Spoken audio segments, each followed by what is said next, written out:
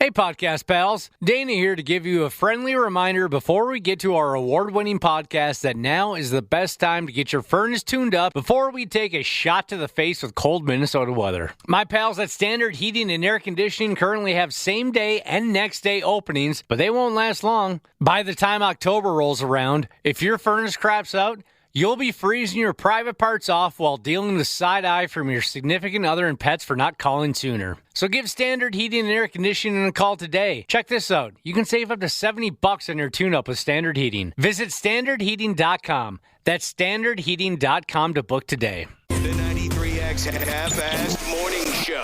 93.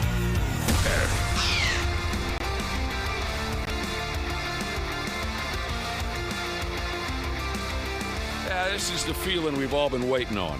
This is the time. This is the place. Because everybody loves a good old-fashioned, painfully early Monday morning. Welcome, hardcores, to the first broadcast of the 93X Half-Assed Morning Show for this here work week.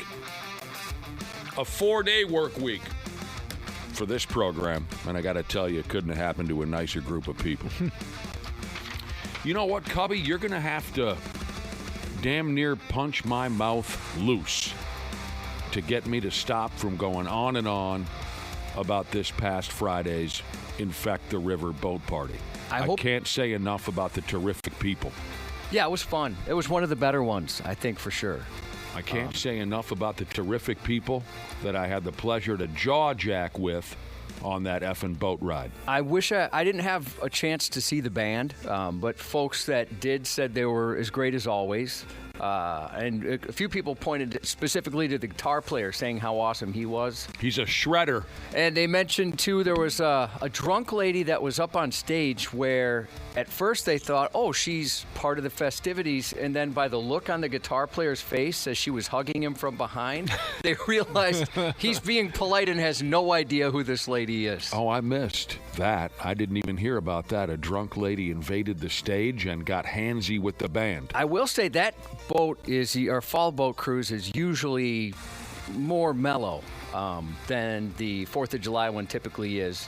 But there were some people there that were 4th of July boat hammered. Oh, they were letting it happen for sure. Yeah, quite a few actually. I'll tell you. And then there's always the person who's like, they're talking to you, they're very intoxicated, and then they apologize for being so drunk. That happened a couple times. I love that bit. Yeah, there's no reason to apologize. No, that's what I said. I'm like, no, you're supposed to have some fun. It was great. I mean, the great majority of the folks on the boat ride Friday night were just absolutely terrific to talk to. Had a lot of laughs. A great vibe. You mentioned Gel. They put on a great show. The food was delicious. I got to talk to the Anytime Bail Bonds folks. Oh, yeah. They were great. They're awesome. They, and we so much appreciate all they've done for us over the years. Certainly, they're on every boat. They come on the fall boat cruise. These guys are fun. Mm-hmm. And, it's nice to have those for everybody there. I was telling people, like, hey, look towards those people if you get in some trouble. I mean, right. They're the ones you want to get to know. Absolutely. They're always wonderful to talk to. Yeah, they were so good. I mean, like you said, everyone we talked to was a lot of fun. I wish we could have. It's kind of tough. Like, we don't get to hang out as much as we'd like to. You were on one side. You were kind of bouncing around, Nick. Dana, I saw you for maybe 5 seconds. That was about it, yeah. And a big surprise to all of us is Ashley showed up. God, that was awesome. That was really cool to see her in a different light, too, because she's carrying around a breast pump and like a suitcase with all her stuff. It was hilarious. She had her breast pump kit. If you don't know who we're talking about, our coworker, Ashley, has been on maternity leave for 4 or 5 weeks or something at this point. We've seen her once with her brand new baby. And she surprised us by walking up on the boat, breast pump in one hand and a can of Coors Light in the other. It was so funny. And apparently at one point or another during the boat ride, she attached herself to the breast pump, or does she attach the breast pump to herself? You know what I mean? I missed this. Did anyone get a chance to see this? No, she told me about it afterwards. She wore a giant T-shirt so she could put that thing underneath. It was a pretty fancy, like Bluetooth-controlled breast pump or something like that. So she was telling me about it afterwards. And I asked her, I said, when she comes back to work is how you say it, not work. That would be the German pronunciation, I think. When she comes back to work, I asked her, is this something that we're going to see on a regular basis when you come back to work, this breast pump? And she said yes. And I said, oh, for Christ's sake. I wonder how loud it is. We'll find out. You and I specifically are going to find out. Yeah, well, we share a studio with her. So thanks, everyone, for the kind compliments. Hell, without you, we'd be nowheres. Yeah. Josh knows I'd be calling my friggin' brother-in-law at the stinking Chrysler plant if it wasn't for our listening audience. So what a terrific night. Yeah, thanks, everybody, for showing up and battling the weather, and everybody was in a great mood. It was so much fun. And it was kind of cool, too, and it makes you feel old. But there were some dads that brought their sons who were old enough to be there. It's mostly dads and sons. And the son would say, yeah, my dad used to listen in the car, and now I listen. And it's great just to kind of have that community. It was awesome. Tell you right now, if we could get a crowd like that for our casino party next month, by damn, I'd consider us the luckiest sumbitches in the county. Next month, we're going to border bash your brains in. That's what we're looking to do next. Sell out that hotel there in Turtle Lake, Wisconsin. And we need you binge drinkers and gamblers to help us out. The Brotherhood Border Bash, am I saying that correctly? Yes, the Border Bash. The Brotherhood Border Bash, scheduled for October 16th through the 18th, St. Croix Casino, Turtle Lake. Go to 93x.com, get yourself a room in the whole works. You can join in on the party. Speaking of traveling, beer, brewing, and drinking, Jesus said it's his first day back to work after a week in Mexico. And I'll say this, he said, I don't like it. He doesn't like being back. Doesn't like being back. Where are we now? End of September? Yeah, today's the first day of fall. Oh, Christ. September trip to Mexico. I guess I always assumed if folks are going to go on a Mexican vacation, they go there in the springtime. Yeah, I don't know what the weather's like there in September, but I'd prefer to go winter or something where it's not crazy hot. Never been. Me neither. How is it in Mexico, Dana? I enjoyed it a lot. I was just going to say I had that exact same feeling one day coming back from on a Monday after a week off in Mexico, and yeah, it's things are a little bit different. Nobody's walking around offering me food and alcohol at all hours of the day. Yeah, Mexico's one of those places, it seems like a lot of people go, and I've never had much of an interest for one reason or another, I guess. Well, it's just any travel, it's hot. It's so hot. They talk about the diarrhea. I don't know how true that is. I've heard about the diarrhea. I've heard about the jellyfish stings. Oh, yeah, happened to my cousin on his honeymoon. Yeah. Yeah, he stepped on a jellyfish. Right. So none of your guys' radio trips where you go down to Jamaica or this and there ever brought you down towards Mexico? What? Wait, when we went to Jamaica, yeah, we didn't take a detour. Well, no. You guys talk about it. You did a lot of those different radio visits. Oh, it was only to two places. Oh, Sorry, okay, I didn't okay. understand the question. Yeah. I thought you were joking like we would cut through Mexico. You stopped on your way of layover. I was just, you talk about these tropical beaches and destinations you've been to for radio trips. Right. Now, I guess I was kind of surprised that none of them were Mexico. None of them were Mexican vacations. No, it was only two places. We went each place twice. Okay, gotcha. No, I've never been down there. My bro Lanahan, who joined us on the boat last Friday, and I think he's going to make the trip to Wisco again. Oh, good. Oh, he's been there so many times. You got any questions about what to do, where to go, how to operate this, that when it comes to a Mexican vacation? Talk to Lanahan. He's got mamacitas in every tourist town. Didn't you say recently he went from a trip in Alaska to a trip to South Africa? He likes to travel. Yeah, well-traveled man he is. Unbelievable. I'd love to go to Alaska. Actually, maybe even South. What did you say the other one was? South Africa. Yeah, South Africa. Oh, God. Well, what was I just reading about vacations? It's just silly. Where the hell did I put it? I swear to God, I had something on vacations. It was about folks throw away their diets. They throw away all their regular habits when they go on vacation. And Calories don't count on vacation. And holidays, my wife always says. Oh, here it is. Jesus, stupid. Big pile of garbage here. I couldn't find it. What did you say, Josh? My wife always said calories don't count on vacation or holidays. Birthdays, too. Yeah, I just can't believe there was actually a write-up here. A new study shows Americans give a big FU to their diet, budget, and alarm clock on vacation. You did not need to do a study on this. No, not at all. That's what vacation is all about. That's the point. You eat garbage, you drink yourself sideways, you spend money you don't have, and you sleep until 1 o'clock in the afternoon. Yeah, then you figure it out later. Yeah, that sounds like a vacation. Yeah, I don't understand. This is news to some people? What the hell are you talking about? It mentions here calories, for Christ's sake. 47% of people say they ignore calorie counting during their trips. If we ever go on a trip together and any one of you is calorie counting, you're going to find yourself in the river, if there is a river, wherever we are.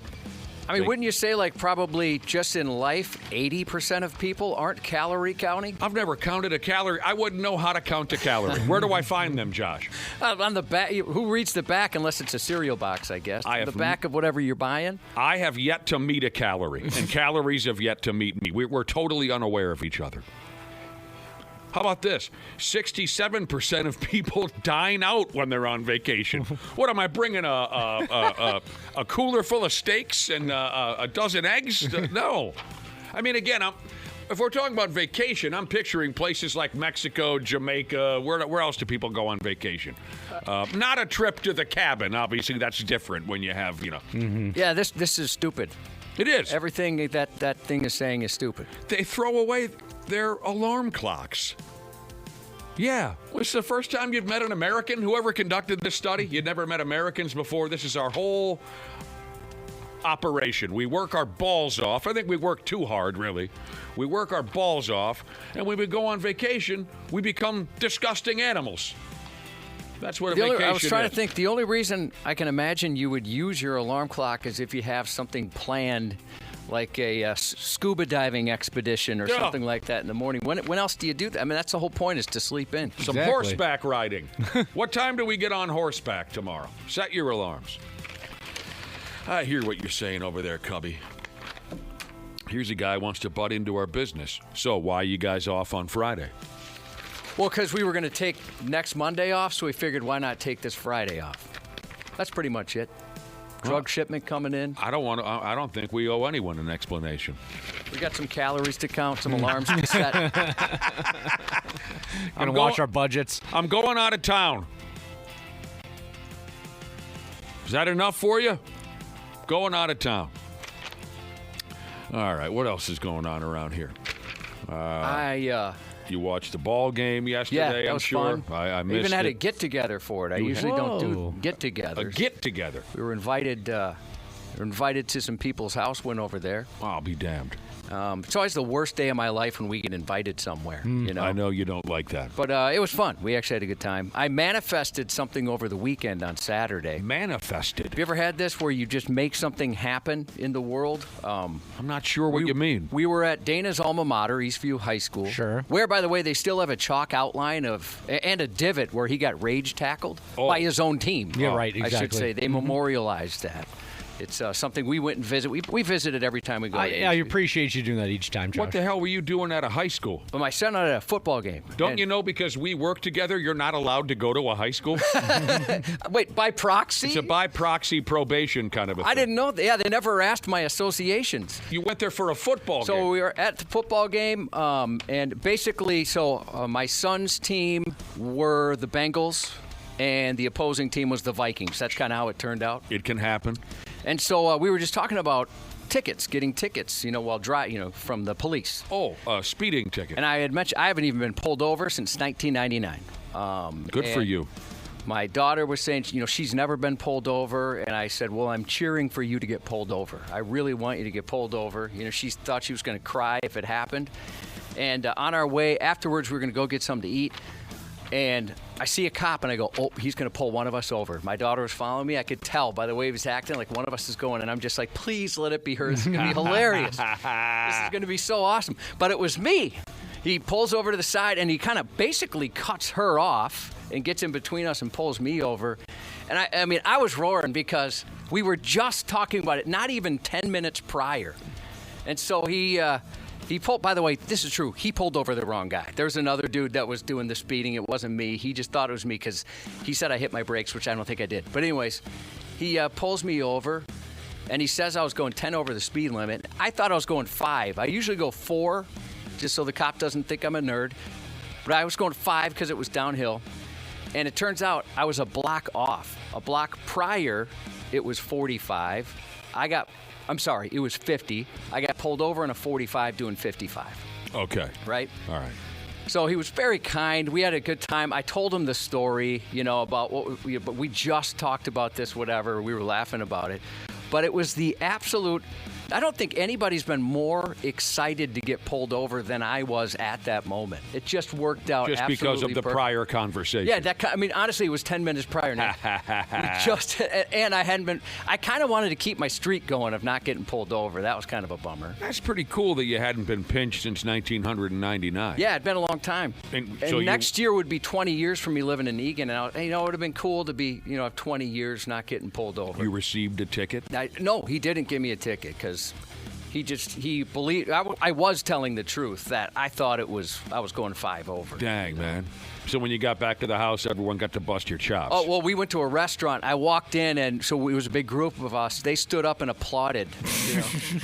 And my mother-in-law's in her own world. She's like, oh, yeah, I was a little late because some guy got pulled over. I'm like, well, that was me. You were right behind us. How did you know it wasn't me? Maybe she shouldn't have been driving. Yeah, I wondered that, too. We'd take the keys away from Grandma. So you got a break from the police. Yeah, they were, I was going 10 over, and I was kind of surprised they'd pull you over for that. But I legitimately thought I was going 5 over. You had everything at the ready, your identification, your insurance card and everything. Well, yeah, and it had been so long, I forgot how to check my insurance card. I'm like, oh, yeah, it's on my phone. Yeah, exactly. It's on your phone. I never even considered it. I have that little awakening now and again when I'm behind the wheel. Do I know where my friggin' insurance is, just in case? I like to believe I know where it is, but I'm not 100% sure. Well, that's funny. I'm glad you got a little break ski. Oh, yeah, me too. I would have took it. Like I said, that was good comedy, and I told him, give me whatever you need. This is pretty funny. You don't even realize how funny this is. Your stories of your younger days prior to 1999, your stories of how frequently you were pulled over and ticketed for speeding, one of my favorite conversations we've ever had around here because it's insane, in my opinion. The number is like 30, 35 tickets. Not quite that, but we're definitely in the double digits. Maybe a little over 20 or pretty close. Between the time you were licensed and 1999, you were yanked over to the side constantly by police. You were just a fast driver, and it took you a while to alter that approach. Yeah. I can't even explain it. I've been asked why, but I don't. Honestly, I just never really cared. And it was stupid because I'm paying these tickets, and I didn't have money to pay them, but I just didn't. I never thought, I don't want it to affect the way I want to drive, I guess. It was I didn't, of course, I didn't consider safety. I didn't consider any of that. Was there ever one of those episodes where you were pulled over as a younger person? Was there ever a time where you got really mad? Well, the closest would be I got pulled over, and this is ridiculous, honestly, and I'm such a cop supporter, as you know. You are. And so I'm always extra polite, even if I think they're wrong. Right. Even I'll deal with that later. Always extra polite. When you get pulled over, the first thing you need to do is take out your cell phone, put it in their face, and let them know that you're recording. Remind them who's paying their salary, that kind of thing. You're recording. Yes, I have to. I make sure I put it in their face. I love that bit. That's a good bit, isn't it? I love that bit because, hey, stupid asses, they're all recording. Right? Yeah, right. They also have a camera right on them. I dig it. It's I watch those videos on YouTube. It's 2025, and some ball bag who gets pulled over will, like Josh described, point his phone directly at the cop and say, I'm recording this. Yeah, dummy. We are. The cops are recording anyway. So we were talking about whether or not you got mad. So, yeah, this would be this was more I just was, I guess I don't know if mad is the right word, but I was frustrated. So I get pulled over for rolling through a stop sign is what she said. Now, so she's perpendicular to me when she pulls me over, right? So she's like, basically, if she drove through a stop sign, she'd T-bone me. Sure. I did not roll through that stop sign. It was at the bottom of a hill where my house was. This is when I still live with my folks. I never rolled through it because there's always cops there. I knew for a fact there's cops there. You know you stopped at that stop sign. I know I stopped. Yeah. So she pulls me over, and she was really in a bad mood, like really in a bad mood. And, I was polite, as always. And she's like, you rolled through a stop sign. And I said, I would be surprised to know that because I know I should stop here. And she's like, yeah, and I clocked you going 31 and a 30. I'm like, well, wait, I thought you said I rolled through the stop sign. And you were sideways. Like, how does that work? And she's like, we're trained for that. I'm like, okay. And then this is the only legit thing. I forgot my wallet. I was on my way to Normandale, actually, for college. Mm-hmm. And I forgot my wallet at my house. So I'm like, crap. I did forget that. I'm like, I live at the top of the hill. I could just go grab it. And she was yelling at me, and she cuffed me. She yelled at what? I don't know. Trust me, I have no idea. Like I said, I was super polite. She cuffed you? Yeah, the only thing, I didn't even argue. I just said, I didn't realize I rolled through the stop sign. I'm so good about it. So, yeah, she cuffs me, puts me in the back. And do you remember, Nick, when a corporate... That's shocking. It was weird. Like I said, it was really weird. So I remember when the corporate guy came to town, and he's like, you guys need to broadcast from the top of climb a billboard and say, we're not coming down, and just be these rebels or whatever. Right, yes. And then when our boss was, he's hearing this corporate guy, and he kind of rolls back in his chair and shakes his head no. Yeah. Her partner did the same thing to me, like, I don't know what's happening here. Okay. Right? I must have looked like somebody that she hated or something. Her partner even looked at you as if to say, okay, this is ridiculous. Yeah. We'll get you out of here as quick as we can. Yes. Yeah. So I got 3 tickets. Right? I got rolling through the stop sign, going 31 and a 30, and not having my license. 31 in a 30. Again, I rolled through a stop. I can't figure this out. So I was like, okay. And she's like, do you want me to give you another ticket? And I was like, no. I don't know. I don't understand what's happening here. So I called my uncle, who was at the time a police officer in St. Paul, and he's laughing his ass off. And he's like, geez, usually I give you an option. Do you want the ticket or the lecture? And you got both. So I went to court. And the judge yelled at her, like, hey, thanks for wasting my time. He looked at these. He's like, none of it makes any sense. Huh. Her partner was there, totally quiet. I remember this story about the rolling through the stop sign. I don't remember hearing the part where you were actually put in handcuffs. Yeah, she put me in the back of this. That's the only time that's ever happened. She must have been having a bad day. Yeah, she obviously did have a bad day. By the way, we got to do a giveaway here. Sorry. And the judge said, get out of here. Oh, yeah, he said, thanks for wasting my time. Listen here, you bastards. You got 5 different chances to win $1,000 every weekday around here. 5 different chances to win $1,000. But we're not going to hold your hand. You got to put in some work. We call the deal $5K a day. So right now, text the national keyword bond. This is fitting for the conversation we had here a minute ago. Did you get out on bond? That time? No, they just let me out. Text the national keyword bond, B-O-N-D, to 95819. Again, pay attention. It's not our normal text number. It's a different number. 95819. You text the national keyword bond for your chance to win. We'll text you to confirm your entry. Data and messaging rates may apply. Don't text and drive. Listen for these keywords daily. 6 a.m., 10 a.m., noon, 2 p.m., 6 p.m. So here we go. Your first chance at $1,000 right away, 6 o'clock in the morning. The reason I asked you about getting mad is I can only think of a few times I was pulled over.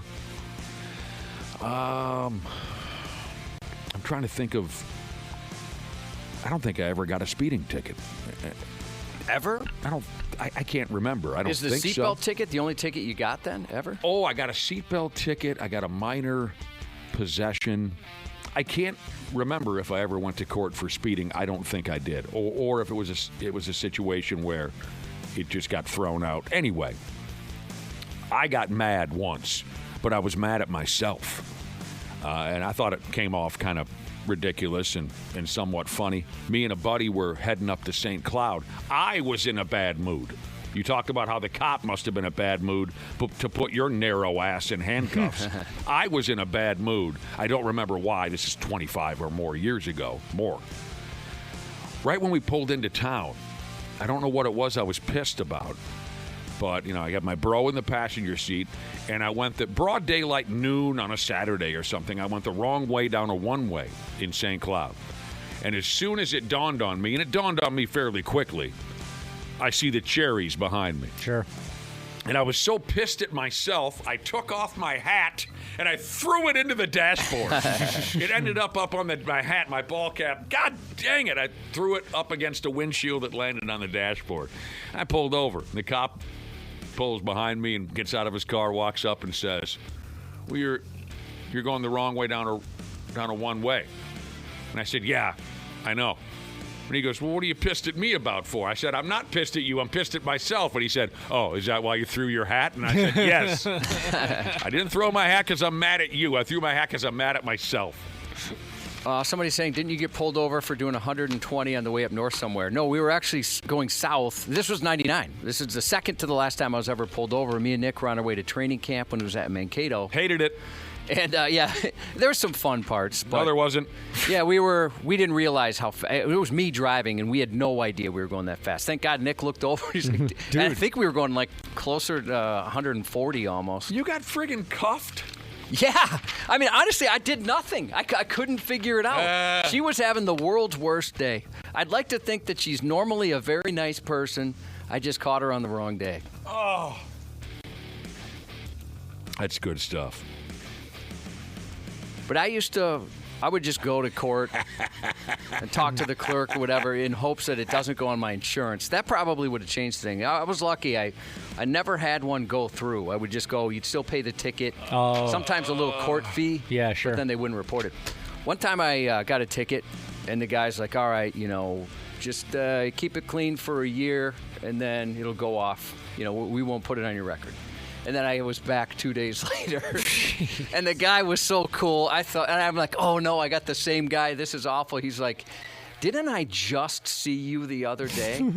And he told me I was lucky because he hadn't entered in the previous one. So he's like, we'll drop this. I don't want to see you again this week. I got so lucky. I got yelled at once. I did not receive a ticket. I got yelled at by a cop. You were talking about this cop that must have been having the worst day ever, that was a little more aggressive with you than maybe they should have been. I got hollered at, and I did not see it coming at all.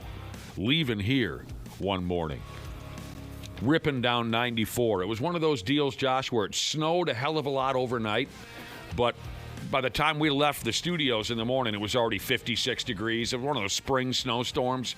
So there was snow on the road, but it was just wet. And, I mean, I was cutting loose pretty good on 94. But I didn't think, I was putting anyone's life at risk. A cop throws the cherries on, pulls me over. And I just thought, well, I'm going to get your average everyday speeding ticket because I was speeding. And that'll be it.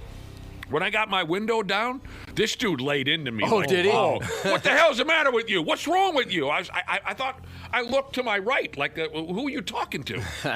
Going that fast with the weather conditions the way they are, with the snow on the road, you could kill somebody. You friggin' drunk or something? I said, I just left work. It came out of nowhere, but I guess, when I looked at the big picture later, I guess, yeah, there was snow on the road, but it was SAWFT soft. I mean, that guy was friggin' hot.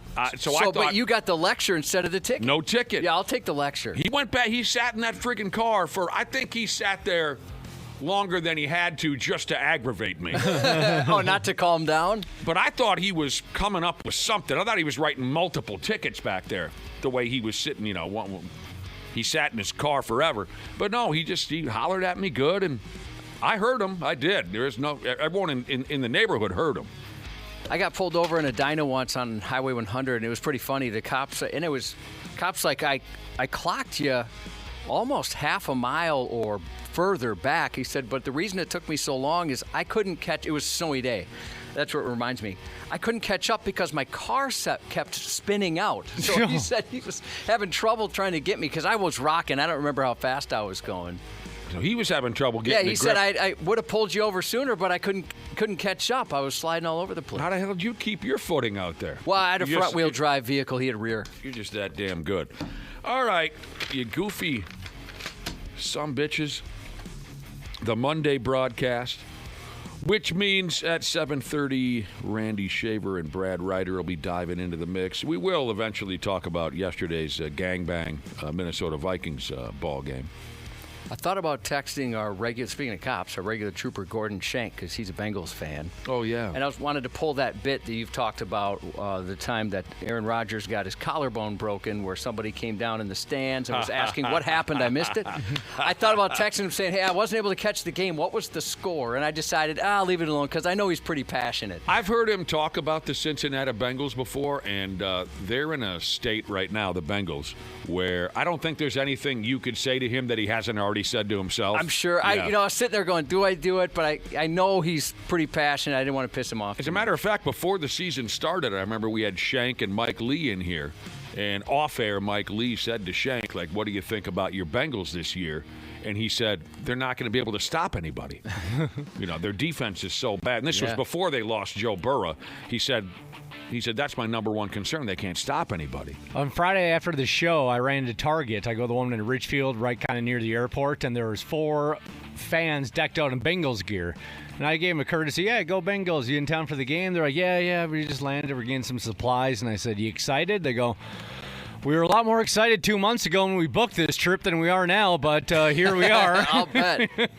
I can believe that. I can. All right, we'll take a break. When we come back, we'll hit you upside the head with our stupid news report. The 93X Half-Assed Morning Show. Hey, podcast pals. Dana here to give you a friendly reminder that now is the best time to get your furnace tuned up before we take a shot to the face with cold Minnesota weather. My pals at Standard Heating and Air Conditioning currently have same-day and next-day openings, but they won't last long. By the time October rolls around, if your furnace craps out, you'll be freezing your private parts off while dealing with side eye from your significant other and pets for not calling sooner. So give Standard Heating and Air Conditioning a call today. Check this out. You can save up to $70 on your tune-up with Standard Heating. Visit standardheating.com. That's standardheating.com to book today. This episode is brought to you by Progressive Insurance. Do you ever think about switching insurance companies to see if you could save some cash? Progressive makes it easy. Just drop in some details about yourself and see if you're eligible to save money when you bundle your home and auto policies. The process only takes minutes, and it could mean hundreds more in your pocket. Visit Progressive.com after this episode to see if you could save. Progressive Casualty Insurance Company and Affiliates. Potential savings will vary. Not available in all states. When you think about businesses that are selling through the roof, like Aloe or Skims, sure, you think about a great product, a cool brand, and brilliant marketing. But an often overlooked secret is actually the businesses behind the business, making selling and, for shoppers, buying simple. For millions of businesses, that business is Shopify. Nobody does selling better than Shopify. With Shop Pay, that boosts conversions up to 50%, meaning way less carts are going abandoned and way more sales happening. So if you're into growing your business, your commerce platform better be ready to sell whatever your customers are scrolling or strolling on the web, in your store, in their feed, and everywhere in between. Businesses that sell more, sell on Shopify. Upgrade your business and get the same checkout Skims uses. Sign up for your $1 per month trial period at shopify.com/Westwood1, all lowercase. Go to shopify.com/Westwood1 to upgrade your selling today. Shopify.com/Westwood1.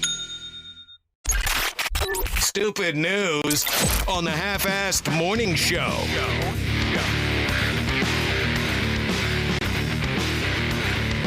Absolutely. Absolutely wonderful. Thanks for dialing us in this morning. We're all set for the stupid news, but first, we had a conversation a little earlier. A silly report was pushed in front of us. Silly. Talking about how we Americans, when we go on vacation, we don't get out of bed, we don't follow any kind of diet, and we spend all of our money recklessly. Like we needed to be told this, right? Got a text message from a listener who said, well, once when I was on a tropical vacation, I set my alarm for 6 a.m. so I could walk down the beach and watch the sunrise over the ocean. I said when the alarm went off, I turned it immediately off. I went back to sleep. He says it's the thought that counts. It is the thought that counts. Right. Kind of like when I pack some running shoes and some athletic shorts in my bag as if I'm going to hit the hotel gym. Never once happened, but I have them there with that thought in mind. Do you really? You do that? Mm-hmm. For that purpose? Never once. No, Never once. No. Maybe once, maybe like a slight hungover stroll on a treadmill, but no, I never actually get down to the gym and get to business on vacation. Now, I'm going to try my best to say this with a straight face, Dana, but it doesn't show. I would have assumed you were working out every single time. God help me if you ever cross paths. If we ever cross paths when you're wearing athletic shorts. God help me. Got a new She's name, just text in. And we have to thank her for coming on the boat on Friday. It was so much fun for everybody that showed up. We were very, very appreciative. Thank you for being so kind to us. Everybody seemed to have a good time. And we loved getting a chance to meet you and hanging out. So she says her new She's name is I Groped Dr. P. She's. Oh. And I heard about her. Dr. P told me some girl grabbed his butt on the boat. So that I'm assuming that only one person groped him. I mean, he is irresistible. Is that right? Yeah, did you guys hear about this? No. Yeah, towards the end, he's like, hey, some girl grabbed my butt. You know, he was pretty excited about it. So that is, I groped Dr. P. She's. So just so you know, you made his night. Dr. P was telling people about that. Well, for Christ's sake, I groped Dr. P. She's. You better get in line. He was doing all right on Friday night. I know. He's complained to me before that he's like, I don't get chicks. But he had some surrounding him Friday night. He brought 2 foxes with him. Yeah, he did. So. Super foxes. I'll tell you. I'll admit, I'm lost as hell in trying to figure out what the hell was going on with our very first stupid news story of the day, but I know one of you is sure to help me out. It's about a lunatic, no surprise, living in godforsaken FLA. Dude got himself arrested for terrorizing his neighbors. He's up to 34 years old, this one. Goes by the name of Ty. So again, they say he was terrorizing y'all's neighborhood. Creatures crawl in search of blood to terrorize y'all's neighborhood. What song? 651-989-9393. First one to answer, again, great respect. 651-989-9393. Creatures crawl in search of blood to terrorize y'all's neighborhood. Something you'll be hearing probably in the next 2-3 weeks. Oh, I got it on my playlist. You have it on your... Yeah, for that reason.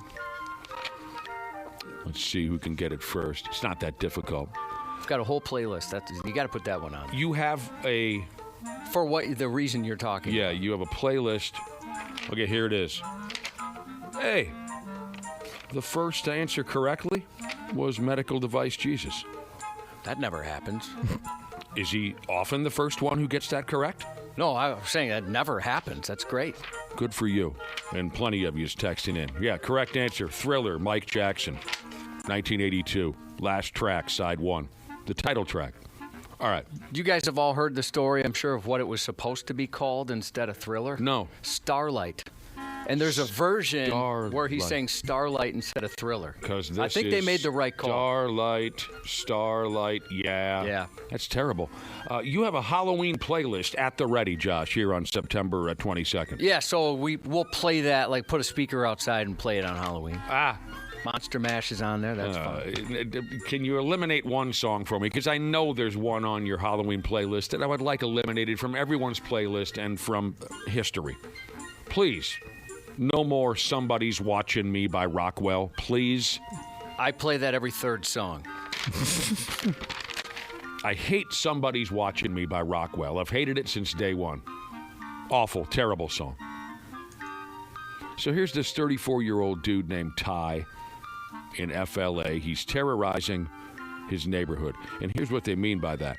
At pert near 1 o'clock in the godforsaken a.m., Ty was out in the street swinging a large stick around like he was auditioning for a role in a Steven Seagal movie. He's swinging a stick. He's screaming at all the little kids. What the hell were the little kids doing out there at 1 o'clock in the morning? Oh, they were selling weed. Yeah, selling weed. He was screaming at the little kids. And he even hollered some very inappropriate words out loud. More or less just a tornado of madness, this guy. Everybody in the neighborhood called 911. Everybody. And when the police rolled up, oh my damn, Ty was yelling loudly at his own mama and the mother of his children. And here's where I need your help. After the cops billy clubbed Ty across the back of his knees and calmed him down, but Ty explained that he was acting in that manner to, quote, record reactions and get money by posting something called rage baiting videos to social media. I need someone to explain rage baiting to me, if in fact there is an explanation. Well, there is. I could tell you that's another young person saying. My son and his buddies all use it. So essentially, you're doing things to piss somebody off just to get their reaction. Kind of like trolling. Yeah, there's a kid. Trolling is another. Yeah, you'd recognize that one. It's I have heard that before. Trolling. So rage baiting. Like there's a kid in my. Someone was just telling me this yesterday. There's a kid in one of his classes that his goal every day is to rage bait one of their teachers, and it works every single time. Okay. He'll come up with it. Now, and so he's gotten in some trouble for this, but for whatever reason, he doesn't want to. So my son said he's been kindness baiting, just trying to get her on the other side. But there's one kid that he'll throw something out that he knows, sometimes subtle, sometimes not so subtle, but then he knows going to set her off. So is Ty making any sense here when he says he can use these rage bait videos to get money? Well, so they weren't very clear on that, so I'm assuming just like he has a YouTube channel or whatever, social media, and get enough clicks, he gets some money. I can't imagine the guy's going to be able to retire with this. Let me make another guess. When you film a rage bait video, you don't put your antics in there, do you? Because you see what I'm saying? You would only record the people screaming at you. Boy, I don't know. I'm not sure. I've never watched one of those. So, the reason I ask is Ty is out here swinging a stick, screaming at children, and yelling vulgar things at people to get their reaction. If I watch that video, I'm not going to say, ha, that Ty is so funny, because he's the one who's acting like a prick. He's giving these people good reason to be mad at him. I totally agree. So how does he get money? Well, I think some people think it's hilarious, right? That's funny that he does this and people are responding to it. So some people react positively to someone who's just straight up insulting everyone in the neighborhood. Okay, I don't get it. Yeah, and then the term for those people are jerks. The people who are reacting angrily to. Yeah, for him it would be douchebag. That makes very little sense to me. Ty went to jail that night. Whatever. I'll figure this out at one point. 15 years from now, I'll figure out rage baiting. But so somebody else said, "What does 6'7" mean?" I keep hearing people say 6'7", 6'7". I have no idea. First and foremost, you should know that's already been replaced by 4'1". Oh, 4'1's a new one? Yeah. So 6'7", there's like a song where somebody says that. So everything at my house, everything was 6'7" for the longest time. So I know exactly what you're talking about. It seems like when the kids pick up something, every single one does. Mm-hmm. TikTok or whatever. Just happens all at once. Oh, man. I know what you're going to say. Again, with the medical device Jesus, not only was he the first one to answer correctly my little lyrics question about Thriller by Mike Jackson, but here he is he knows something or another about rage bait videos. He says he watches rage bait videos where someone will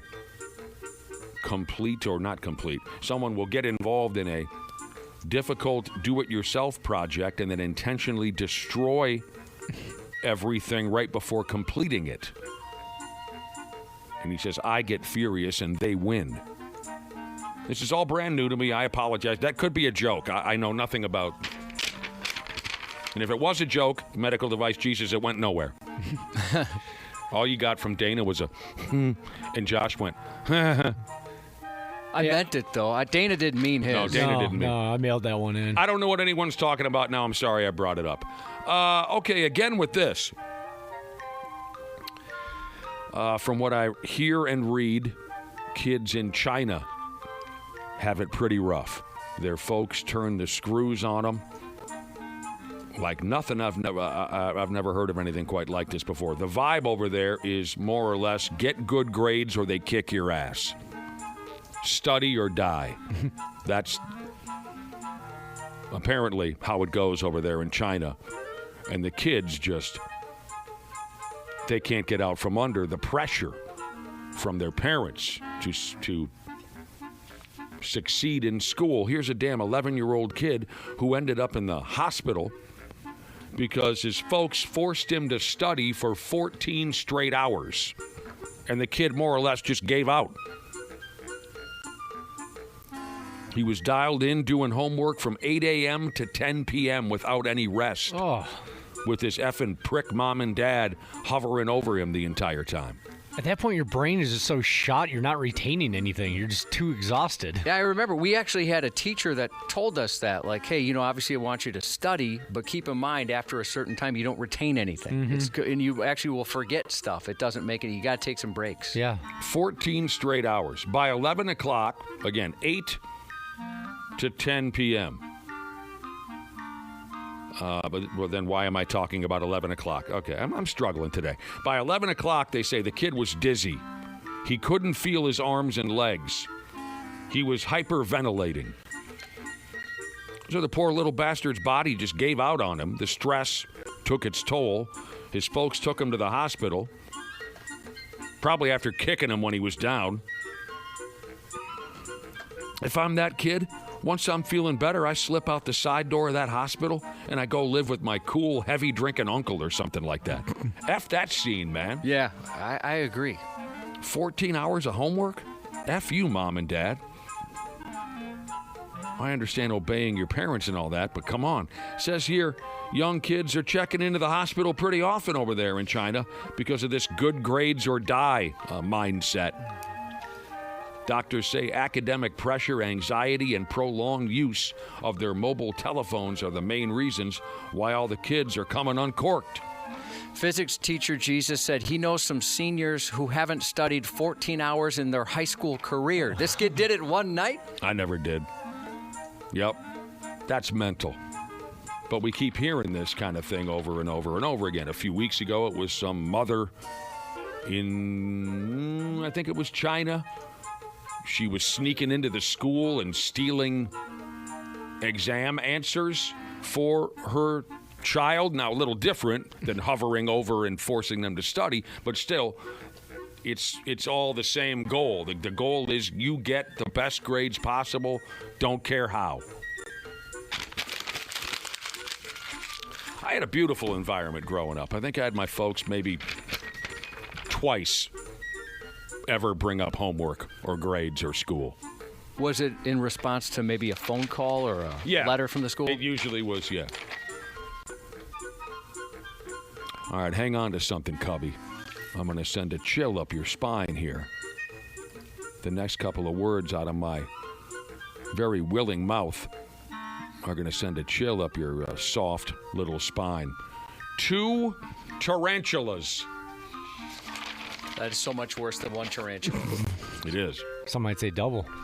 2 tarantulas were stolen from the shelves at a local pet store in a place called Mobile, Alabama. Why they were stolen, nobody knows. You want to know what style of tarantula they were, Josh? I got to warn you, it's hilarious. Let's hear it. They're called red rump tarantulas. Do you want to know why? Well, there's no way I can guess. You want to know why? Because they love anal. Well, in that case, I have a new nickname for my friend Ben. Wow. It's true. I don't doubt it. You got to be either a one serious dork or one serious moron to steal a pair of poisonous spiders. But that's what happened down there in Mobile. The joint where the spiders were snatched is called B&B Pet Shop. Pardon me, I'll get there. B&B Pet Stop, not shop. They checked with their security cameras after the spiders were stolen and saw two women pushing a shopping cart out the store with the tarantulas still inside their cages. You know the routine. One of them distracted the cashier. The other one rolled on out of there with the two tarantulas. The pet shop folks posted pictures of the two women on social media, and they were hoping the neighborhood could help identify them, and they did. The two idiots, one by the name of Raja Johnson, the other Talijah Johnson, were arrested. They were charged with organized retail theft. Word is the stolen red rump tarantulas, are not poisonous, but they can still bite the piss out of you. They can. The spiders were returned by the police the next day.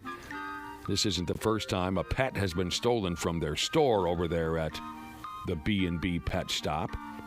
A couple years ago, some lowlife derelict stole a $400 ferret. And they never saw that ferret again. Ferrets can do some damage too, can't they? Oh, I could throw Cubby, I could throw a story into the sports later about the damage that ferrets could do. Yeah, I think I know where you're going with that one. Yeah. That's, I'd imagine they could chew through a wiener or something if you stuffed one down your pants. Oh, man. I wouldn't want to chance it. My uncle had two tarantulas. I don't know if they're venomous or not. I don't know too much about the ones he had. And he went to one tarantula within about 0 tarantulas within about 15 minutes. So he had... What happened? He had a terrarium, and it was separated, and he had a tarantula on either side so they wouldn't, tarantula fight. Right. And one of them was able to get to the other side and killed that tarantula. Sure. And then I watched my uncle, while I was a young person, take that tarantula, put it on the ground, and smush it out of anger. Oh, my gosh. Have you ever seen a smushed tarantula? No, I don't want to. It's gross. I bet. It's really gross. I bet it makes quite a mess. Awfully juicy. Yeah. What was going on with your uncle? Is he a weird guy? It's a member of my family. Yeah. It's on my mom's side. I guess that's all you got to say. Yeah, you understand now. I think I kind of understood once you said he owned two tarantulas. Yeah. That's all you needed? That's all I needed. A couple of my buddies growing up had snakes and tarantulas, and they were weird. Mm-hmm. Zombie Jesus said ferrets just stink. It's the only thing he can think of that's bad on them. That's all I've heard about ferrets. I'll Is that tell they're you what terribly else. smelly. I'll tell you what else they can do a little later. Against their will, by the way. Just a little teaser for the ferret story later. It's not the ferret's fault. It never is. What were you saying? A friend of mine had a ferret, and I don't ever remember it smelling. Maybe she just bathed it or something. I'm not sure. Put a little cologne on them. Yeah, maybe. Never had one anywhere near me. Speaking of pets, we all love our dogs very much. We're all dog owners up in here. But don't be fooled. Those sumbitches will turn on you. If given the chance, they will. A lady in awful, disgusting Kentucky is sitting in jail right now because of her damn dog. First off, there was some type of domestic showdown happening at a house down there in Kentucky. Cops showed up to try and straighten that mess out. The cops were jaw-jacking with a gal that lives in the house by the name of Mary. And while the cops were talking with Mary, her dog upped and tipped over a cup that was on the table. It was as if the dog was trying to tell the cops, hey, if you think all the domestic nonsense going on around here is bad, you should see what's in this here cup. And by damn, the cup was filled with meth rocks. And that meth spill courtesy of the dog, led the cops to searching the house up and down. And along the way, they found hydrocodone rocks, fentanyl rocks, and, quote, other drugs that had been formed into rocks. Mary got taken away in handcuffs. Her dog was last seen looking out a window, watching Mary get taken away, giggling his ass off. It's kind of fun when dogs or little kids bust folks, just like that. They're so excited to show off the marijuana rocks or whatever else comes in rocks. Mammy, yeah, everyone has that friend, right, where the dog grabbed the rubber out the trash can? Right or wrong? I know, but... I thought every friend group had that story where someone's dog grabbed the used condom, sorry if I didn't make that clear the first time around, where the dog grabs the used condom out the trash can, parades it around the house, and that exposes the young kid for, having sex in his parents' house in 10th grade kind of a thing. I just saw, I like to check weird trivia, and I just saw one on condoms. Speaking of condoms. Yeah, lay it on us. When it comes to condoms, it turns out one brand came first in every category. I thought that was a joke. It was a joke. Oh, yeah, I said it. No, it's a true thing. The setup was a joke. Okay. Durex. They created the first latex condom in the 1920s. They were the first condom with what's called lubricant in the 1950s, and the first condom company website in 1996. I never think of Durex. I couldn't think Trojan is the name. Oh, see, I know so little about condoms in every possible way. Right, I forget so easily. Trojan, Durex. That's as far as that's the only two I can think of. That's as far as I could ever imagine going. Making Maps Jesus has a question on the last story about all the rocks that were found. Yeah. Did she have 93X rocks? She did. She did. Had it turned up. Yeah, I don't think this dog liked Mary in the first place. The dog exposed Mary for having drugs in the house. I think the dog would rather go live with a beer drinker. Beer drinkers are better people. All right, I just thought of another condom brand, but this is going back 40 years. When I was in junior high, a buddy of mine had a T-shirt advertising a condom brand called Lily, and their slogan was, "Put a lily on your dilly." Now, that could have been a 100% joke, or there could have been a condom company back then called Lily. I don't know. I'll look that up. But, yeah, you're right. It's fun when the dog or a little kid, busts a grown person. It doesn't always have to be for hydrocodone rocks and meth rocks and crack rocks and marijuana rocks. What are the fentanyl rocks? But it can be a lot of laughs. Dogs dragging the rubber out the trash, that whole gimmick. Well, Magnum, people are texting in. Lifestyles condoms. Isn't Magnum a Trojan thing? That's what I thought, yeah. Oh, sorry. Again, this is all very new to me still to this day. I have heard Lifestyles, yeah, right? Am I? Yeah. Okay. I think if I ever have to wear condoms again, I'm sterile. Well, I guess I forgot STDs. If I ever do, I'm going to buy. Sometimes one of the main uses. That's worth the risk. That's how I look at it. I was wondering why you would ever have to wear a condom again. Yeah, I don't know if I ever would, but if I ever did, yeah, I'm going to buy a Magnum box and then just put my little tiny ones in there. Sure. So maybe if somebody, the lady's eventually going to figure it out, but maybe if somebody sees my Magnum box, they'll think, oh, he has quite the penis. One of my roommates in college, he got a bottle of Grey Goose vodka, the fancy type of vodka for his 21st birthday. He kept then refilling it with Kharkov so he can impress people like, hey, what do you say we had a little Grey Goose tonight, huh? Look at this. Look I didn't know that I am. I didn't know that was a fancy vodka. Grey Goose? Yeah, just one of the fancier types. Crocs with socks, Jesus texted in to say, Lily sounds like a condom brand you'd find in the restroom vending machine right next to those dangerous boner pills. Yeah. the old restroom vending machine. You throw I'd be 50. nervous to get those. Do we still have the 93X condoms? If we do, I can tell you this. They're from 1998, perhaps. I have no idea if we still. And they're kept next to the pins, Right. legitimately the 93X pins we used to have. When we first, and it was a cute idea back in 1998 to start handing out 93X condoms at promotional events. I thought that was a very clever idea. Do you remember what it said on there? Something about always hard, never soft. Yeah, 93X, always hard, never soft. That part was stupid. But anyway, the original order we made for those condoms must have been colossal. They must have needed like a semi-trailer to get those here. Every promotion we went to from 1998 until about 2015, in the promotional bucket that you bring to the appearance, easily there were 100 condoms in there. Every promotion for 25 years. So that original order must have been a mistake. Chugged Up Plumber Jesus said his first condom, first one he ever used, was a 93X condom, and it broke immediately. Yeah, anytime I would hand them out, I would just say, hey, novelty purposes only, no idea if these things work or not. I always said something along the lines of, as I handed the condom over, I would say, just so you know, if you use this anytime soon, you might find yourself to be a Canadian citizen here in a few months. You might be leaving town.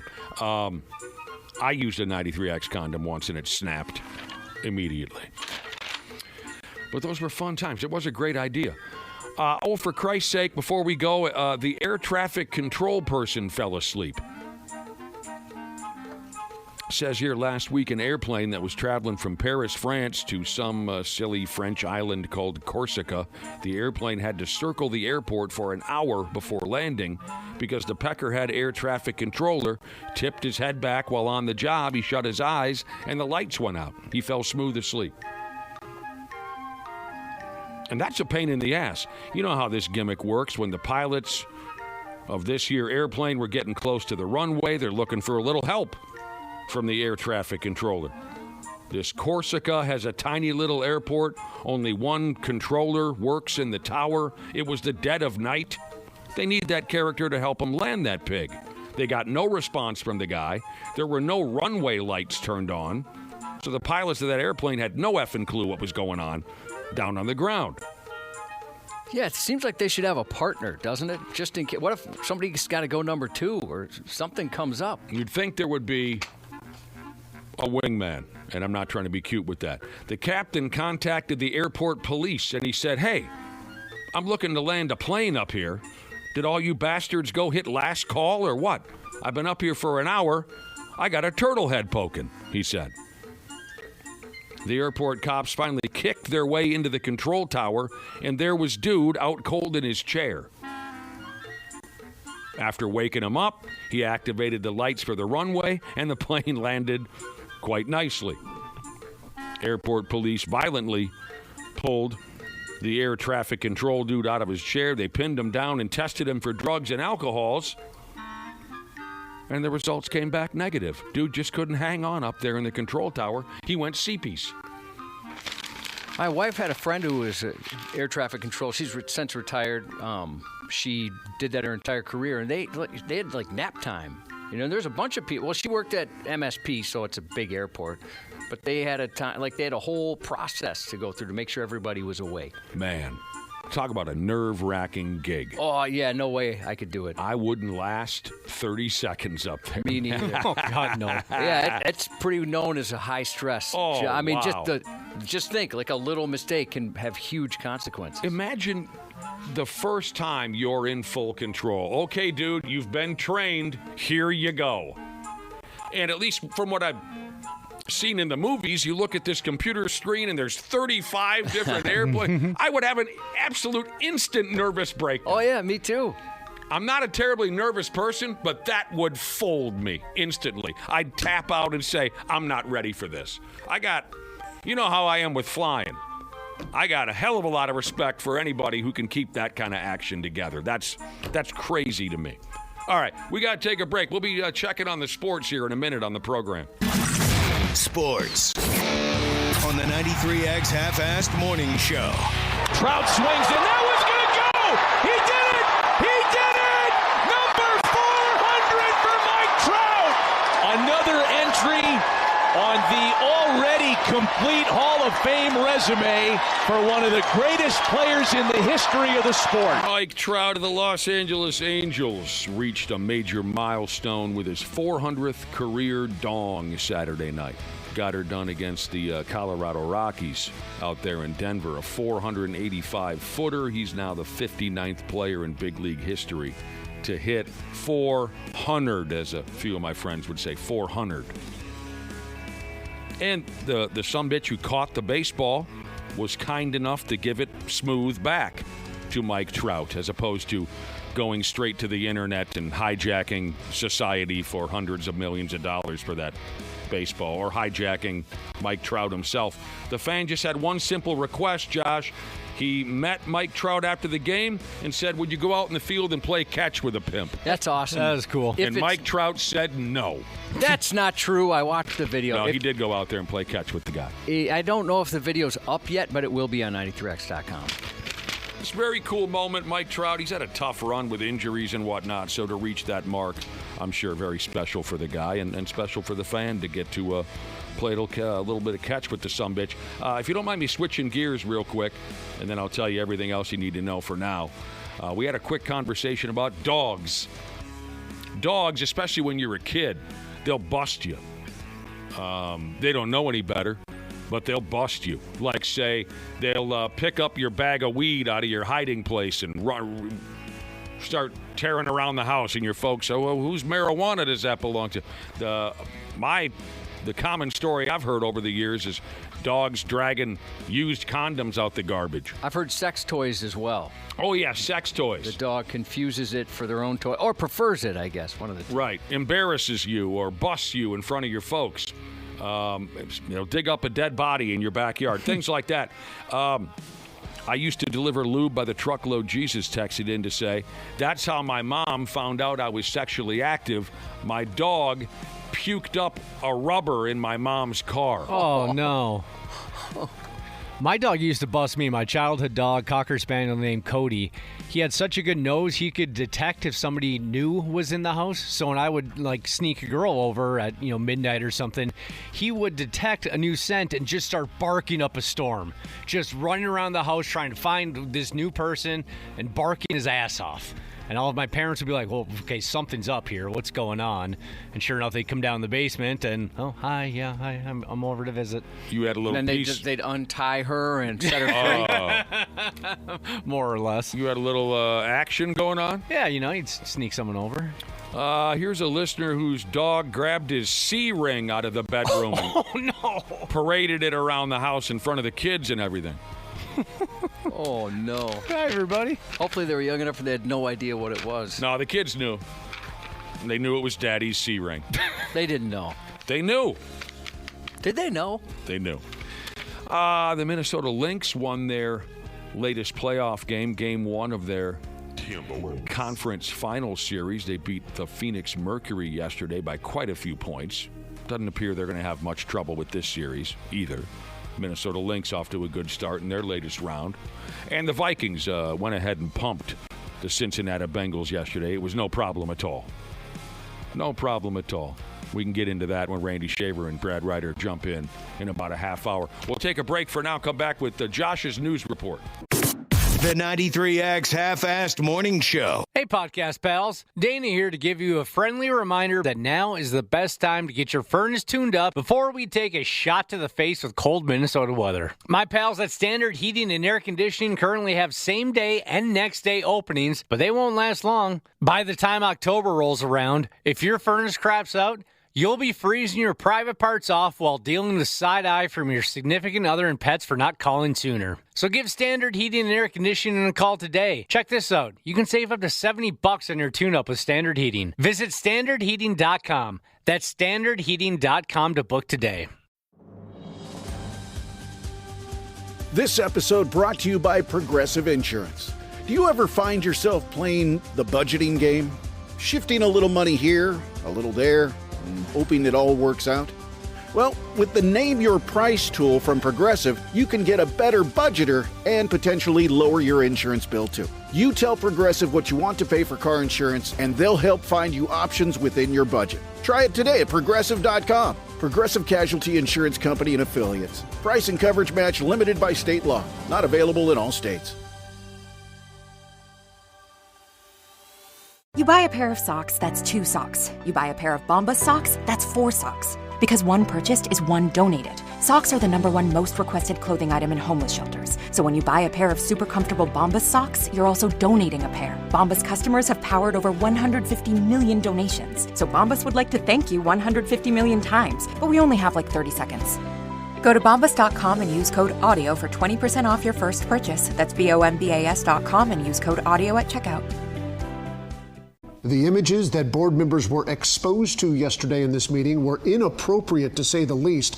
We hold educators to the strictest of standards when it comes to explicit material. The standard for the superintendent should be no different. And Superintendent Walters telling KOCO it is disappointing that they are more interested in creating distractions than getting work done for Oklahoma families. Since July, the state of Oklahoma has been consumed by important investigative questions, including why did naked women appear on a state-owned television during an official Board of Education meeting? A naked woman, huh? Yeah, this is actually a follow-up to a story we talked about a couple months back. Were the board members who complained about the video directed by the governor to, quote, lie about me, as the state superintendent of education asked? And was a, quote, chiropractic table involved in the scene? Why was that? We now have answers to all those questions. After a lengthy investigation by the Oklahoma County Sheriff's Office and the State Bureau of Investigation, the Oklahoma County District Attorney announced last week there is insufficient evidence to file criminal charges because while the complaints were true, the TV in the office did in fact show images in question, but the naked women didn't come from anyone's secret stash of pornography. It was a scene from a 1985 Jackie Chan movie called The Protector. Investigators watched the movie and confirmed it contained several scenes that matched the descriptions given by board members, including one where a group of fully nude women giggity work inside a factory, giggity packaging cocaine. Sure. Another scene shows a fully nude woman giving a man a massage, eventually moving under the table, while the dialogue strongly suggests sexual activity. Now, I understand that to be a milking table. As for why The Protector was showing on a TV in a state office building at all, investigators came to find out the Samsung Smart TV in question, recently installed in the office, had been set up in such a way that it defaulted to showing Samsung TV Plus channels, including the Movie Hub Action channel. And at the time of the state board meeting, Movie Hub Action was streaming The Protector. As part of this important investigation, the sheriff's office then took clips from The Protector to the board members who complained. My God, how complicated. I know. Yeah, Jesus. And, at some point, they just have to say, we're spending a lot of money on this. Who cares if he was watching? We shouldn't have done it. Just don't do it again. Some boobs. Who cares? And according to the Oklahoma Voice, the board members confirmed to the sheriff's office the movie was consistent with what they saw on TV, so it was all for nothing. All right, Jackie Chan, huh? Yeah. Had a movie with nothing but ass. I didn't know he was in movies like that. A lot of those guys, when they first get started off, especially in the 80s, every movie had ass. Yeah, I remember as a teenager, if it didn't, being quite disappointed. Yeah, exactly. That's all I was getting. Especially an action movie had to have at least one, naked scene or whatever the hell you want to call it. I had a thought and I lost it on, the state of Oklahoma you were mentioning, Josh. I used to run around the house with a spoon, and I just, I would bang that spoon on like a pan, and I'd over and over again, I'd yell, Oklahoma, Oklahoma, Oklahoma. You did? Yeah. Oh. Back in the day, when I'd go to a friend's house who had cable, and an HBO movie came on, and then those letters would pop up before the movie, and I'd see L. I'm like, language, okay. V, violence. Oh, this might scare me. And I would pray for that S for sexual activity or whatever. And if it didn't show up, I was always disappointed. They eventually updated it so there's N for nudity, but then there would be a BN, which was brief nudity. We're like, only brief? Come on. Better pay attention. I want the straight up nudity. I do think it's funny when you watch a show that's incredibly violent, just way violent, and they put the V up there, and then they also put at the very end, also they're smoking. I've noticed that. Like, that's the one that's going to, they're ripping out hearts and cutting off heads, fine, but I don't want my kids seeing any smoking on there. Smoking, how silly. What began as a birthday bash by the pool took a deep dive into indecency last month after a Chicago man's dance floor enthusiasm left a sticky mess. Police say the 49-year-old joined in what was called a birthday circle, a tradition where partygoers dance one by one with the person celebrating. At some point, the quick shooter began what police described as a sensual and romantic dance with the birthday girl. But the romance had a ruinous twist. As the pair swayed, she suddenly felt an unwelcome gooey guest on the back of her thigh. Come on. Then spied more messy material glistening on her shoe. Oh, my God. It was semen. I kind of figured it was. Yeah. I thought my clues were kind of vague. The suspect, apparently struck by a case of premature ejaculation, spewed out an apology and ran to the men's room. Was he naked? How did he get it on? I don't really know. I mean, they weren't clear on that. Did he unzip or something? When he was confronted by other guests, he said, I was just dancing and I couldn't contain myself. That's gross. The man apologized for the premature ejaculation and ran off toward the men's restroom. However, it turned out it wasn't his first tasteless tango. A dance instructor told police the man had taken classes about a year earlier, and several studios had already warned he made women uncomfortable by getting too close on the dance floor. This friggin' guy's got to go. Yeah, no kidding. I'm sorry I couldn't control myself. Giving the rest of us a bad name. Some people bring flowers to impress a lady. Others, apparently, felony charges. Police in Florida arrested a man after he was caught doing a burnout at a red light while drunk to show off for a few girls. If you do something like that to try to get attention, the only attention you're going to get is of law enforcement. Police patrolling downtown Bradenton heard a vehicle revving its engine. Soon after, they saw a silver pickup truck piloted by a knucklehead with more horsepower than common sense. 100-plus feet of burnout. That's going to be thousands of dollars in damage to the crosswalk, the man hours to come out to clean it up.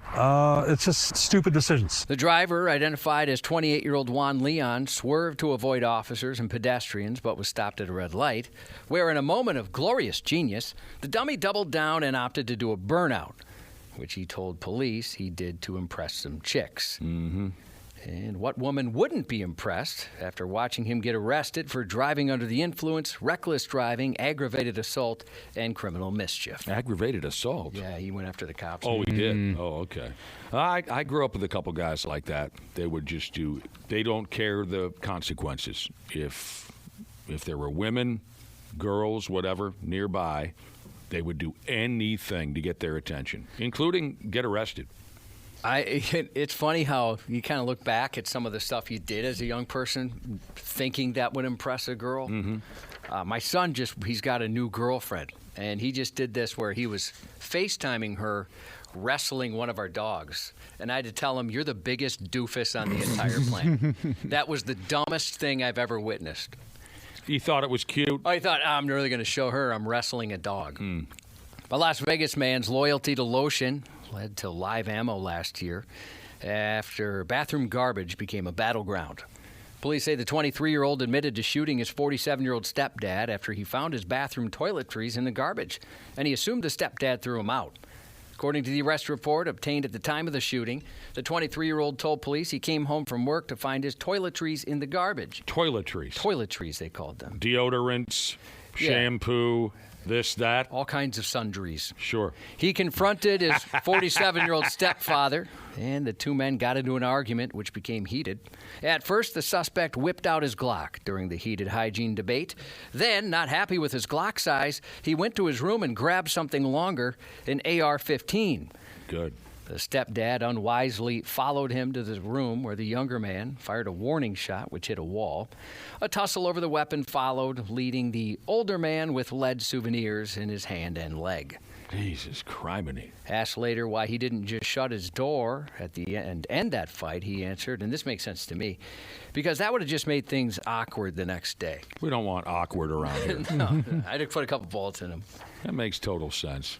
A Western Wisconsin man's in custody after he fought like a petulant child to avoid arrest, biting, scratching, and kicking multiple officers and a nurse.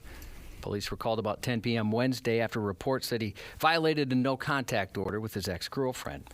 When police arrived and tried to speak with him, he ran into a wooded area behind the home, behaving once again like an unruly kid. He resisted arrest, purposefully falling to the ground and forcefully kicking like a child, scratching like a child, and biting 2 officers like a child once more. Later at the hospital, he lashed out again, scratching a nurse and another officer, and then spitting in a sergeant's face before finally being booked into jail. These officers and medical staff are just doing their jobs, protecting and serving the community, said the La Crosse police chief. Assaults like this against law enforcement and medical personnel simply cannot be tolerated, he said. Now he's looking at a longer list of charges than the line outside the bedroom of a certain 93X employee's mother. The man's been charged with 4 counts of battery to law enforcement, resisting arrest, discharging bodily fluids at a public worker, criminal damage to property, 2 counts of disorderly conduct, 3 counts of misdemeanor bail jumping, and a probation warrant. This guy sounds adorable. Yeah, I mean, it sounds like he's going to go away for a long time, but you never know, right? Sometimes it's a slap on the wrist, even with all those charges. Now, finally, a story about someone who can take disappointment without losing their mind. A man in Mississippi, angry about the price of gas, ended up trying to gouge a truck stop's clerk. Oh, geez. Crap, I should have started pre-reading these stories. He tried to take the eyes out of this guy. Oh, no. Just after noon last Monday, at a truck stop about 80 miles north of Jackson, a clerk was working behind the counter when a man walked in and began fuming over the price of fuel. Tempers rose, and so did fists.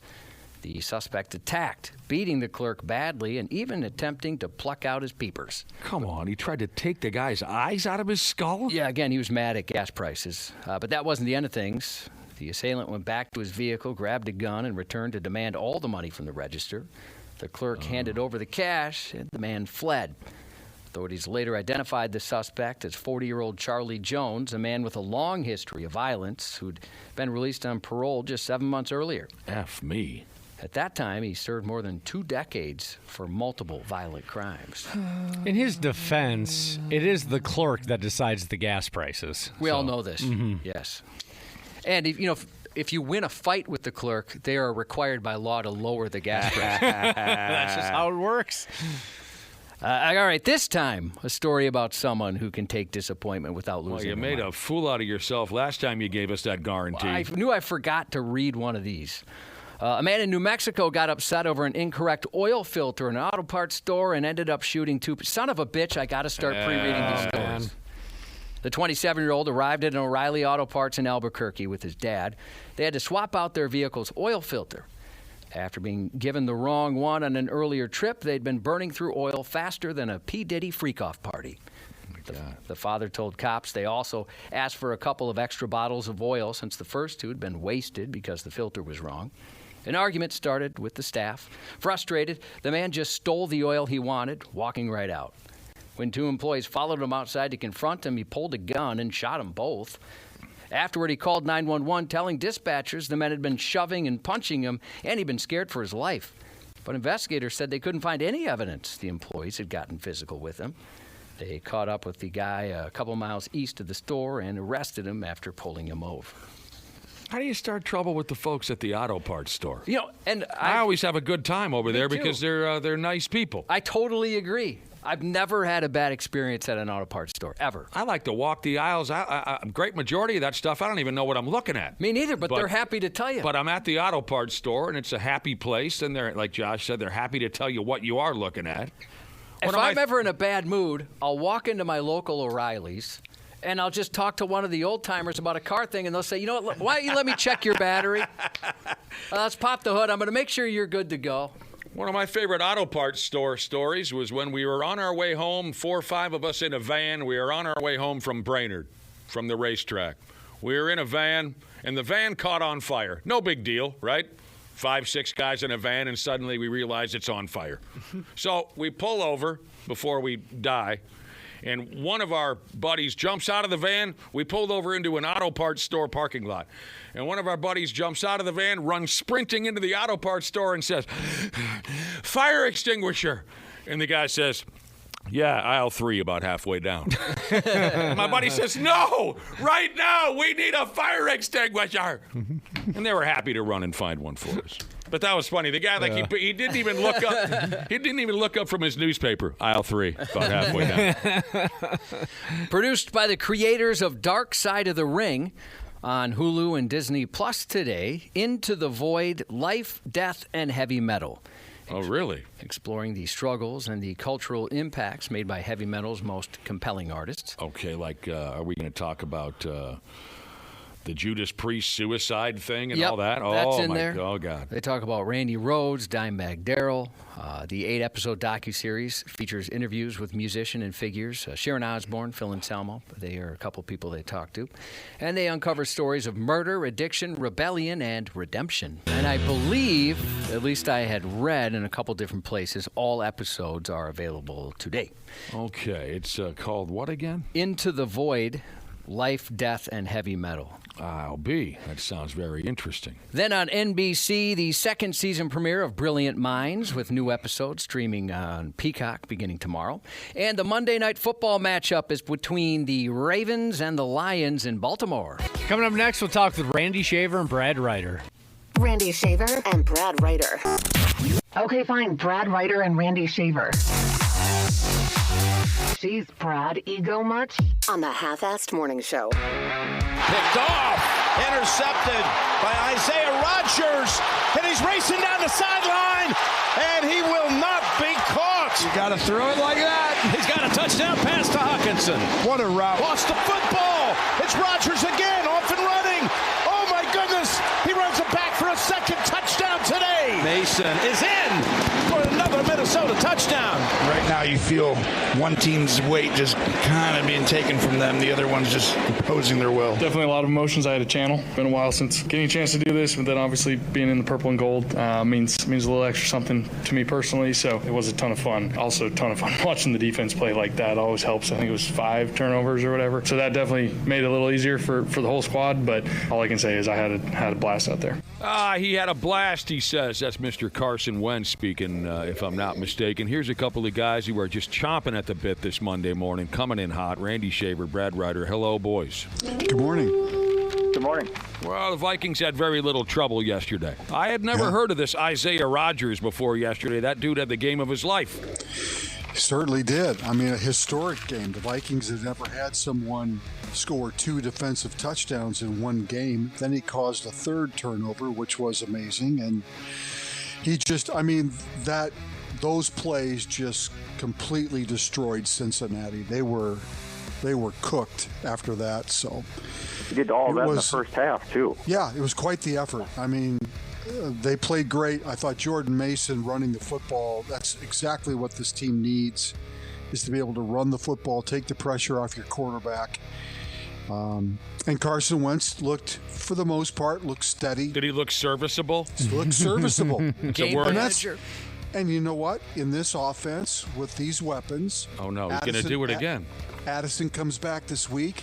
That's all you need. You don't need someone to be a superstar. So... Right. Yeah. She ended up turning the ball over helps a lot. Yep. She ended up a 48-10 final score. This surprised me. That was the worst loss in Bengals history? I'm with you. I was surprised by that too. I know when they were down 48-3, that was the largest margin they've ever trailed in an NFL game. I'm surprised by that because the Bengals have had some bad friggin' football clubs over the years. Yeah. I was surprised by that. 48-10 is the worst beating in Bengals history. I guess, hell, it could be a lot worse than that. Old Mr. Carson Wentz started for the Vikings, starting for an NFL record 6th different team in as many years. You mentioned that running back Jordan Mason. Vikings place kicker Lil Willie Reichard made a 62-yard field goal. That's the longest in Vikings history? Yeah. You guys tell me I missed the ball game. That's the longest in Vikings history? Oh, I'm sure it is, yeah. Whose record did he beat? Anybody know? Probably somebody lately. It's probably not an old record. Since they brought the K-ball in. Everybody's kicking these 70-yard field goals. I mean, I'm sure it wasn't Fred Cox or Rick Danmeyer. Just... The kicking game in the NFL has all of a sudden become... I mean, it was already a weapon in some ways, but it has increased itself a lot It's insane these days what these kickers can reach. And it looked like he had more. 50-yard line, you're in field goal range. Right. That's correct. Greg Joseph is the record he broke. There you go. 61-yarder in Greg 2022. Joseph. I don't even remember him. The name rings a bell. How many years ago, Josh? 2022. Oh, so just a few years ago. Yeah. You know how back in the 80s, what would get my dad to chuckle every single time is when we'd watch the Vikings together and the announcer would say Donald Igwebuike. Sure. My dad would chuckle every time. And Don was a good kicker. Who are some forgotten old Vikings kickers? You had your Rich Karlis. You had your... Oh, and they've gone through... Rich Karlis kicked the infamous 6 field goals in the win over the Rams that got Jerry Burns all fired up. Right. Oh, you had your Fuad Revés. Fuad Revés was around for a long time. How about Benny Ricardo? A lot of folks don't remember Benny Ricardo. Yep. And, of course, they've gone through so many now in the last 10, 12 years thanks to Dinkus, my Eskimo brother. What the hell was his name again? Yeah, he did not like kickers. Can't think of his name. My old Eskimo brother. Oh, yeah. With the bad eyes. Zim. Mike Zimmer. Yeah. There it is. I'd like to find of course, someone sent in Gary Anderson. It wasn't his fault. Blair Walsh. It was his fault. Let's go back to the 80s. Blair Walsh had the record. It's really funny. I can remember when attempting a 50-yard field goal was like a big deal in the NFL. Yeah. Just attempting it, not making it. 30-yard line to be in field goal range. Right, just attempting it. And now, and Brad's right, it doesn't take a lot to get into field goal range anymore. I mean, that's why you saw like the crazy finishes yesterday with like the 49ers game where they came back late and scored a field goal to win. And they were barely in field goal position. Or at least it seemed that way in order to kick that field goal. Cleveland, being able to come back and kick a field goal late. I mean, which was a 55-yarder, I think. It doesn't take a lot to get yourself in position anymore. No. Especially the end of halves and end of games. Teams tend to not want to try those in the middle of the first quarter or the middle of a game because if you miss it, you're giving the other team really great field position. But at the end of halves and end of games, teams are going to try those 65-yarders or 62-yarders. What did you say about Blair Walsh a minute ago? He had the record prior. He had the record prior to Willie Reichard kicking the 62-yard field goal, not Greg Joseph? No, he had the record prior to Greg Joseph. Oh, okay. Third on the list. Yeah. So anyway, you guys know I'm a special teams fan, and right here in front of me I've got every kicker that ever laced them up for the Vikings, and I just want to roll through some of these old names because there's so much. I had forgotten that Morton Anderson was a Viking. Yeah, not very long. No, yes. Jan Stenerud, of course. Stenerud. I interviewed Jan Stenerud when he was when the Vikings signed him here. I can remember that. I had forgotten that Eddie Murrah was a Vikings kicker, one of the greatest to ever do it. I don't remember that. Oh, yeah. Teddy Garcia. What'd you say, Brad Ryder? I said not for too long. He wasn't here for that long. No. Oh, man. Well, the list isn't as long as, I suppose statistically they only... Well, Fred Cox was around forever. Well, I mentioned Fred Cox already. I mentioned Rick Danmeyer. I love those old names, especially the kickers. Riker would have made that field goal yesterday from 70, by the way. I know. He had plenty left on that. Ryan Longwell was here for quite a stretch. For a little bit. Yeah. Just a little bit. Ryan couple years. F me running sideways Longwell. Yep. Man. He was one of the guys they sent down to Louisiana in 2010 to recruit Favre to come back. That's correct. Because they were tight from their days with the Packers. In Green Bay, yeah. Man. Donald Igwebuike. He got in some trouble with the law, didn't he? He was it was a drugs issue. Yeah. He was with Tampa Bay, and then he came here. He had some trouble with issues. That can happen.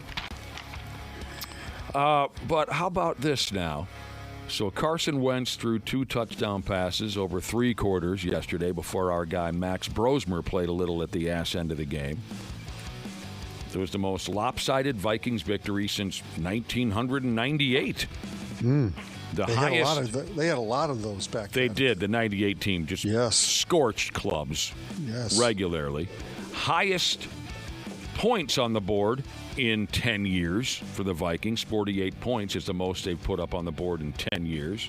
And it says here, Mr. Carson Wentz will get at least one more start, according to troubled Vikings head coach Kelvin O'Conrad. And you know what? After the game, O'Conrad wanted to have an attitude about the Carson Wentz thing. Kelvin said, I was the least surprised person in the whole building today that he was able to go out there and effectively run our offense. Oh, well, aren't you just the smartest guy in town? Well, and your defense puts up a show like that. Are you surprised by that? I was not surprised. The attitude on this guy. He's troubled. Haven't you said that? You mentioned that. Of course I've mentioned that. He might have a little chip on his shoulder after all the media speculation about the injury thing, you know. The attitude is what I can't handle. He might, yeah. Couple guys came back. Christian Darrisaw, Harrison Spliff. It was good seeing them out there. And up next, they face Pittsburgh. Well, the Steelers. They're not taking on the entire city of... They'll face the Steelers in Dublin, Ireland next Sunday at 8:30 in the morning. My wife is throwing a party. Aaron Rodgers' team, baby. I was the least surprised to see that 8:30 start time because they're playing in Dublin, Ireland. Your wife is throwing a party? Yeah, Vikings watch party. Where are you going to be? Yeah. Sick invite, bro. Hopefully in bed. You're not going to get up and watch? No, of course I'll get up and watch. I'm an early riser. I'm excited for it. Up to watch. But you were hinting at it a little bit, Randy Shaver, some of these dramatic kicks and whatnot from yesterday. Blocked kicks. Incredible. Were everywhere yesterday. It was the Tampa Bay Jets game where they blocked the kick, the field goal, returned it for a touchdown, put the Jets ahead. The Packers game had a blocked kick. The Rams and the Eagles had a blocked kick. Yeah. Joshua Carty's hit 4 field goals today. His last one was blocked. From 44, Joshua Carty has it blocked again! This time Jordan Davis, the big man, looks for the icing on one big cake. Eagles hang on! Well, that was the Eagles game. That's very dramatic stuff. That's great. Again, being a special teams guy, that's exciting for me. Everywhere as you looked yesterday, there was a blocked kick and a dramatic field goal and things like that. Green Bay, I thought they were supposed to be this cut above. Josh said a couple weeks ago, he said the Packers will have no problem with the Vikings this year. I didn't in say either this. of their matchup. No. And then they went and lost to Cleveland. Indianapolis keeps whooping everybody's ass. Yeah. Philadelphia, again, with that dramatic block kick, it helped them come back and beat the Los Angeles Rams. Jalen Hurts, hands down, the best player in the entire league. 3 touchdown passes yesterday, and he ran one in.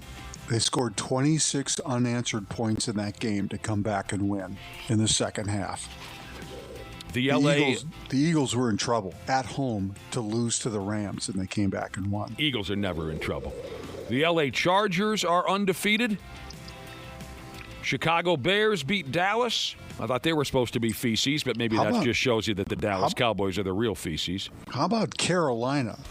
Atlanta comes in here and beats the Vikings on Monday night or whenever it was, Sunday night. And Carolina shuts out the Falcons 30-0. What does that say about the Vikings? I guess I don't. Well, you know what it says about the league? It's such a week-to-week league. I mean, it is. The team can look unbeatable for 2 weeks and then lay an egg and then come back and play well the next week. You really don't have an idea who's good until about week 8, 9, 10. You know. San Francisco's unbeaten. Kansas City got their first win. And it was too good to be true for them to go 0-3. And Josh mentioned earlier tonight's ball game is the Detroit, what do they call their team? The Lions. Might be the best game of the week. At the Baltimore Ravens. This will be the best one? It might be the best game of the week. Well, if they can top all those, I don't think they can top block kicks and all that dramatic stuff. I don't think they can top it, Randy. But it'll be featured on Monday Night Football. Who said 0-3? Dana said 0-3. Mm-hmm. Who is 0-3 now? Help me out. Only 6 teams. Miami. Jets. New York Jets. Tennessee. Oh, yeah, they're struggling. Only 6 teams have made the NFL playoffs after starting 0-3 during the modern era. Houston is 0-3. The Giants are 0-3. Jeez. The Saints are 0-3. The Saints don't look very good. No. Only 6. And the Giants Russell Wilson may be out after this week. Oh, no. You mean injured or? No, they may change out quarterbacks. Okay. And go with Jackson Dart. Well, that would just be a shame. Jack. Mr. Unlimited. Is limited. You're going to go with Jack Dart? Leading the league in passing yards through 2 weeks and benched after the third game. Yeah, it might be. That? It's possible. Here are the 6 NFL clubs that have made the playoffs after starting 0-3. The 1981 New York Jets. Oh, that must have been the New York Sack Exchange era with Mark Gastineau and Joe Klecko. Who would have been the quarterback back in 81? Maybe Richard Todd. Ken O'Brien. I'm going with Richard Todd. I think that he was before Ken O'Brien, but you could be right. 1982 Tampa Bay Buccaneers. What are we talking there? Doug Williams? 1992 San Diego Chargers. I'm just trying to name some players. Was that when they were the San Diego Chargers because they were led by quarterback Stan Humphries? Just guessing. 1995 Detroit Lions started 0-3 and made the playoff. Huh, how about that? Would that have been Eric Kramer?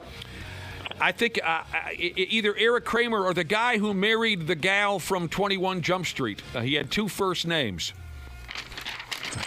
The guy, Rodney Peete. Oh, yeah. I'm just guessing. Maybe Rodney Peete could have been Eric Kramer. 1998 Buffalo Bills made the playoffs after going 0-3. 98 Dana? Bills. Huh? Oh, Dana? Dana just became a Bills fan last year. You can't ask Dana about Bills history. He could have read up on the history. I'm going to go with maybe Doug Flutie, maybe Rob Johnson. Doug Flutie sounds right. And the 2018 Houston Texans made the playoff after starting 0-3. Did you ever have a box of Flutie Flakes? No. I was gifted a box of Flutie. They're pretty good. No complaints whatsoever. He and Frank Thomas do those boner commercials. Makes me feel so old. I mean, those guys, they're probably not hurting for money, are they? No. I just think I think I'd turn that down. Doug Flutie wants to help you with your heart on. Yeah, he's doing it for you, Josh. I can give a guy a boner without doing a commercial. Frank Thomas knows. I mean, Frank Thomas killed a lot of hard-ons in this town for many years, didn't he? Oh, yeah. Certainly did. Frank Thomas, every time he came to Broke town, a lot of hearts. Here's a 490-foot home run followed by a 420-foot. You get a souvenir Remember, baseball. Nick, she'll like it too. That's a tagline. Ooh, these are some good guesses now coming in. I was trying to come up with these old quarterbacks. Maybe that Lions team in 95, maybe that could have been Scott Mitchell at quarterback for the Lions. Remember Scott Mitchell? Oh, yeah, left-hander. All he could do was run. He was one of many quarterbacks who have a good week and a half, and it convinces the football world that this guy's the next big thing, and then he gets his opportunity and falls flat on his carcass. Scott Mitchell. But he was a big lefty. He looked the part. He looked the part. All right. College football. I didn't watch any over the weekend. I only watched the Golden Gophers, but they got a game coming up this weekend against the Rutgers Scarlet Knights. That's a school out in New Jersey, if you don't follow. Apparently, the University of Miami hosted, what do they call it, College Game Day.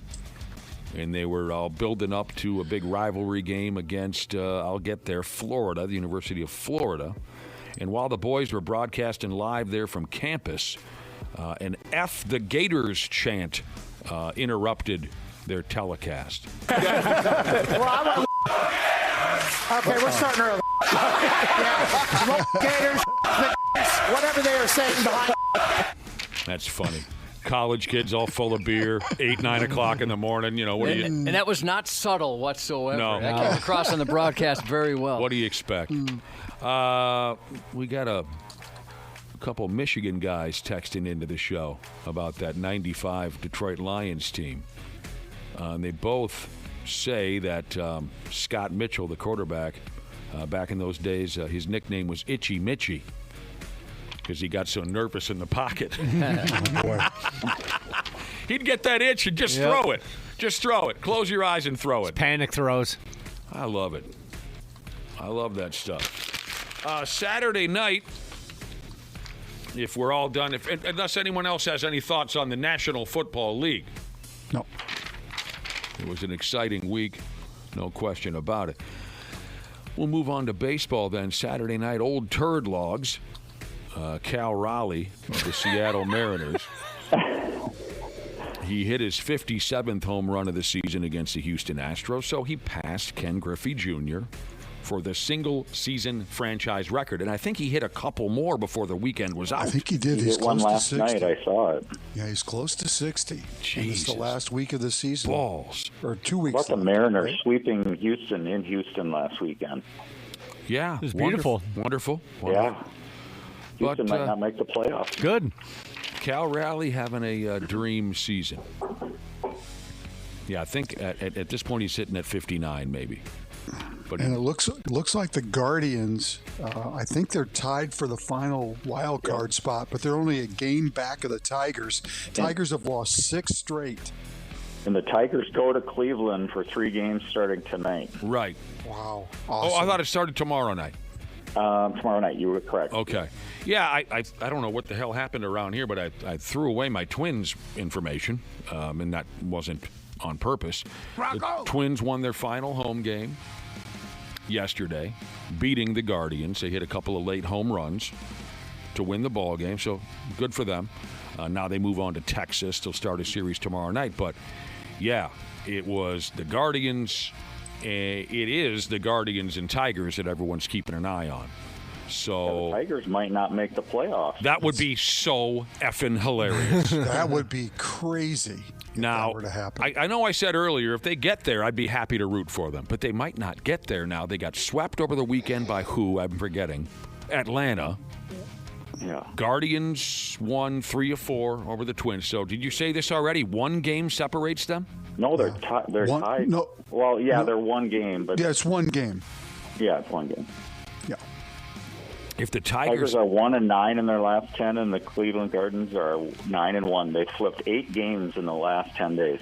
That's amazing. Terrific. This is exactly why we pay attention this time of year. Cleveland, actually, from what I read, and I threw away the information like a jagoff, they've won 16 of their last 20, too. So, I mean, it's not 20. It's just like what 20 it's also. just like what Detroit did last year to make the playoffs. It's just crazy. Oh, if the Tigers missed the whole schmear, that would be a riot.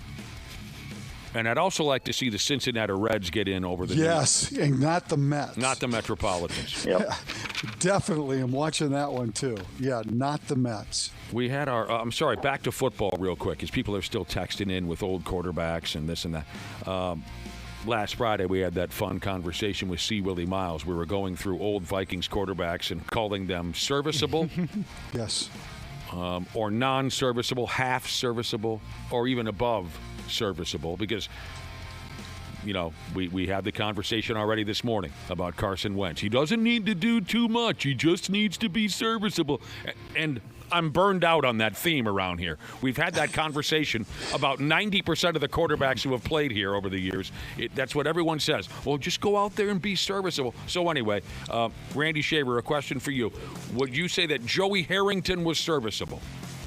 I would say it was not serviceable. Back to the old Detroit Lions of the 90s. Would you say that Joey Harrington, you would say he was not serviceable? No, I would say he was not. I think most folks would agree with you. Yeah. Well, we played the audio earlier of Mike Trout hitting his 400th career home run. It's quite exciting. Yep. Where would he be if he wasn't hurt all the time? I know. We said that the other day when we were talking about we did? it. I'm He sorry. would have passed 500 already for sure. Oh, for sure. I mean, got her he missed done. so much time in the last 5 years. He It's did. just too bad. Saturday night against the Dam.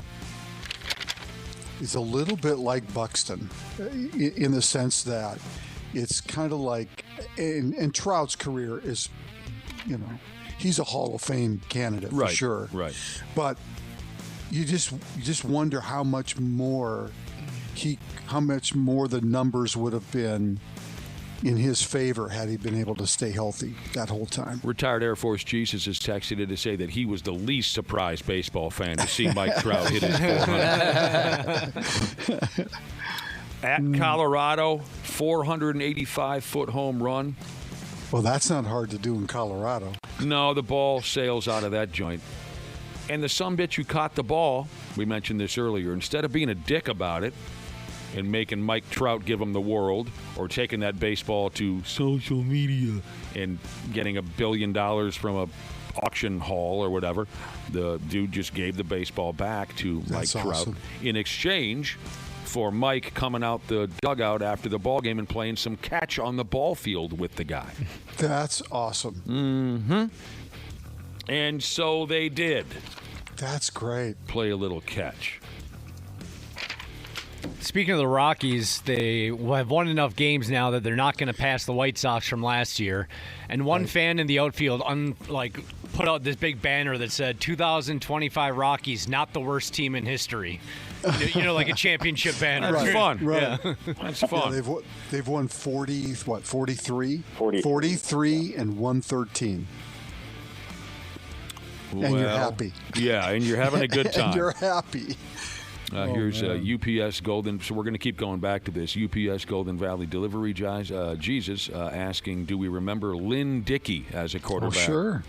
Played for the Pack. Yeah, I remember Lynn Dickey very well when he played for the Packers in the early to mid-'80s. I remember his top target tight end was Paul Kaufman. He had John Jefferson out there. How about, wasn't John Brockington the running back on that team? That sounds right. Either that or one of my favorite names in football history, Turdell Middleton. Turdell Middleton. Turd is the first half of his first name. I can still hear the great Lindsey Nelson on the call for CBS when John Brockington would fumble. And Lindsey Nelson, all he would say is, and the ball goes over, and the ball goes over, and the ball goes over. Oh, man. Lindsey Nelson and the great sports jackets. He had some great coats. Oh, he had the great, tweed, plaid. Like Don Cherry type stuff? Yep, was it real? Checkered coats. Yeah, Okay. Look him up. Yeah. The Milwaukee Brewers clinched their third straight National League Central Division title yesterday. Oh, and guess what? Just guess what? They feel like underdogs because everybody, say it with me, nobody believed in them. They've done it again. They might be right because they always choke in the playoffs. Well, yeah, they'll get here. Yeah, it's just see how far they can go. They're singing that song again. Everybody say it with me. Nobody believed in us. For Christ's sake. Eddie Lee Ivory. Going back to old football players for the Packers. I remember. Jersey number 40. You can't get me. He wore jersey number 40. You can look it up. Eddie Lee Ivory. The Toronto Blue Jays have claimed a playoff spot. So clubs are falling into place here, boys. Yeah, I mean, I think the American League, really the only issue right now is Tigers Cleveland and trying to figure out who wins the division and who might sneak in there as the wild card. I mean, Houston is still in there. Boston is still hanging in there. Friggin' Boston. It's a great race for the wild card. And watching the Mets and the Reds, because they're exactly tied at 80 and 76. So, and Arizona's only a game back of them. So, hey, Brad Ryder. Friday night we went out on the Mississippi River. It was our Infect the River morning show boat party. I can't say enough about the crowd. Honestly, there was something about that crowd. I mean, we always have a good time. And this is my new favorite event, our Infect the River fall booze cruise. There's something about the vibe. It's always great. The people on Friday night's boat were so much fun to talk to. A lot of laughs. Sure, there was that one guy that always aggravates us, right? Mm-hmm. There was that weird lady. There was one guy who got way too drunk and he wasn't nearly as entertaining as he thought he was. But 99.9%, great crowd. Josh and I both got to have a conversation, Brad Ryder, with the sons of your high school baseball coach from Clara City, Minnesota. Those guys were really fun to talk to. Yeah, and they said their dad has told them, has told them that you were a very good athlete. Positive things about Brad Ryder. Well, I'm not going to comment because every time I do, you think that I'm self-promoting. Well, no, Nick brought it up. Not in this case because we brought it up. Yeah. Well, go ahead, Brad. Go ahead. Well, no, I got to ask which one because I had 2 high school baseball coaches. Was it the one at Clara City or the one with Clara City Raymond? Oh, I don't know. Oh, shoot. Jesus Christ. We're going to have another last name because I don't want to. Well, then this conversation's going to go nowhere, I guess. I don't. Did he have 2 handsome sons? Because if he did, it's not that one.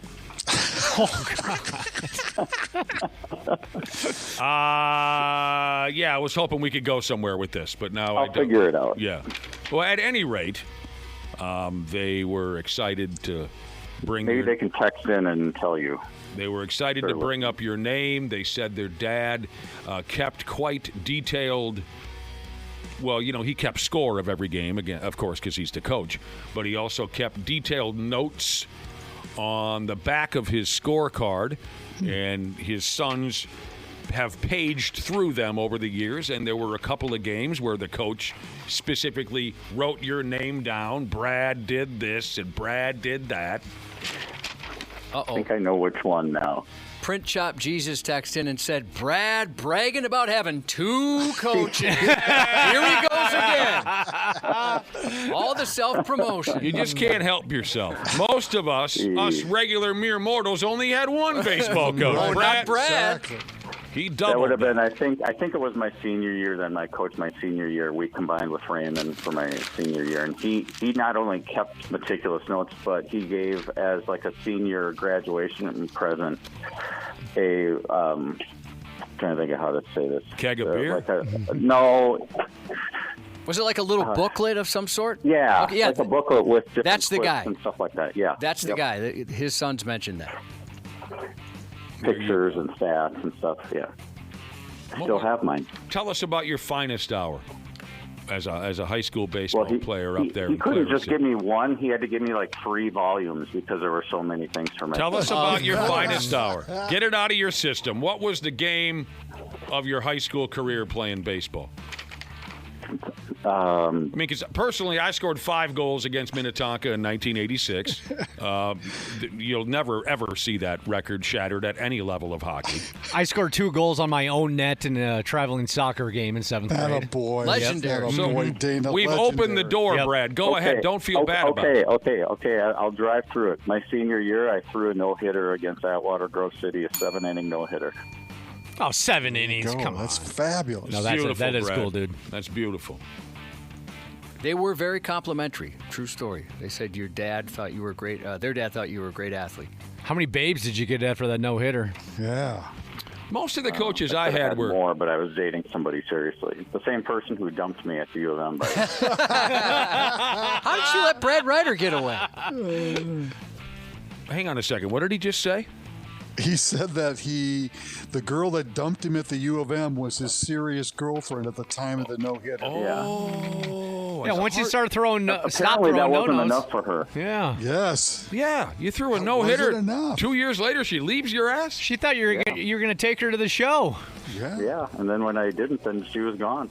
Who's with me on this? You know, I don't. Randy's not going to be with me on this. Brad won't.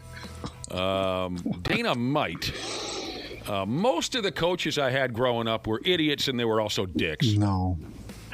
Text me if you go along with me on that. Not 651. I knew you wouldn't, Randy Shaver. Not in my case either. 651-989-9393 if you agree with me. Were most of your coaches idiots, and at the same time they were dicks? No. I had some basketball coaches that you could clearly tell they idolized Bobby Knight. Oh. And his method of yelling and running you into the ground. You're running wind sprints till you're dead. He's yelling at you, that type of stuff. I definitely had a few of those that they just took it so seriously. We get it. Uh-huh. We get it. You're the boss. Mm-hmm. My first ever youth sports coach was the best. Man, we had fun. Then there was a lot of dicks and idiots. It's just how it played out for me. And we had one hockey coach who would say, okay, when we warm up out there, line up against the wall. How about the boards, dude? Let's start with that. They're called boards. The walls. Minnesota Lynx beat the Phoenix Mercury yesterday in their very first game of the conference final. And this is a 5-gamer, is it not? I believe so. Yeah, they came back, too. They were losing. That's what they've been doing. They've been coming back. So they're up 1-0, and they're gapping out these games. I think they play again Tuesday or Wednesday? Tuesday. Okay. Tuesday, yeah. Had a great second half last night. I don't think they're going to have any trouble with this series, but, I'm not a massive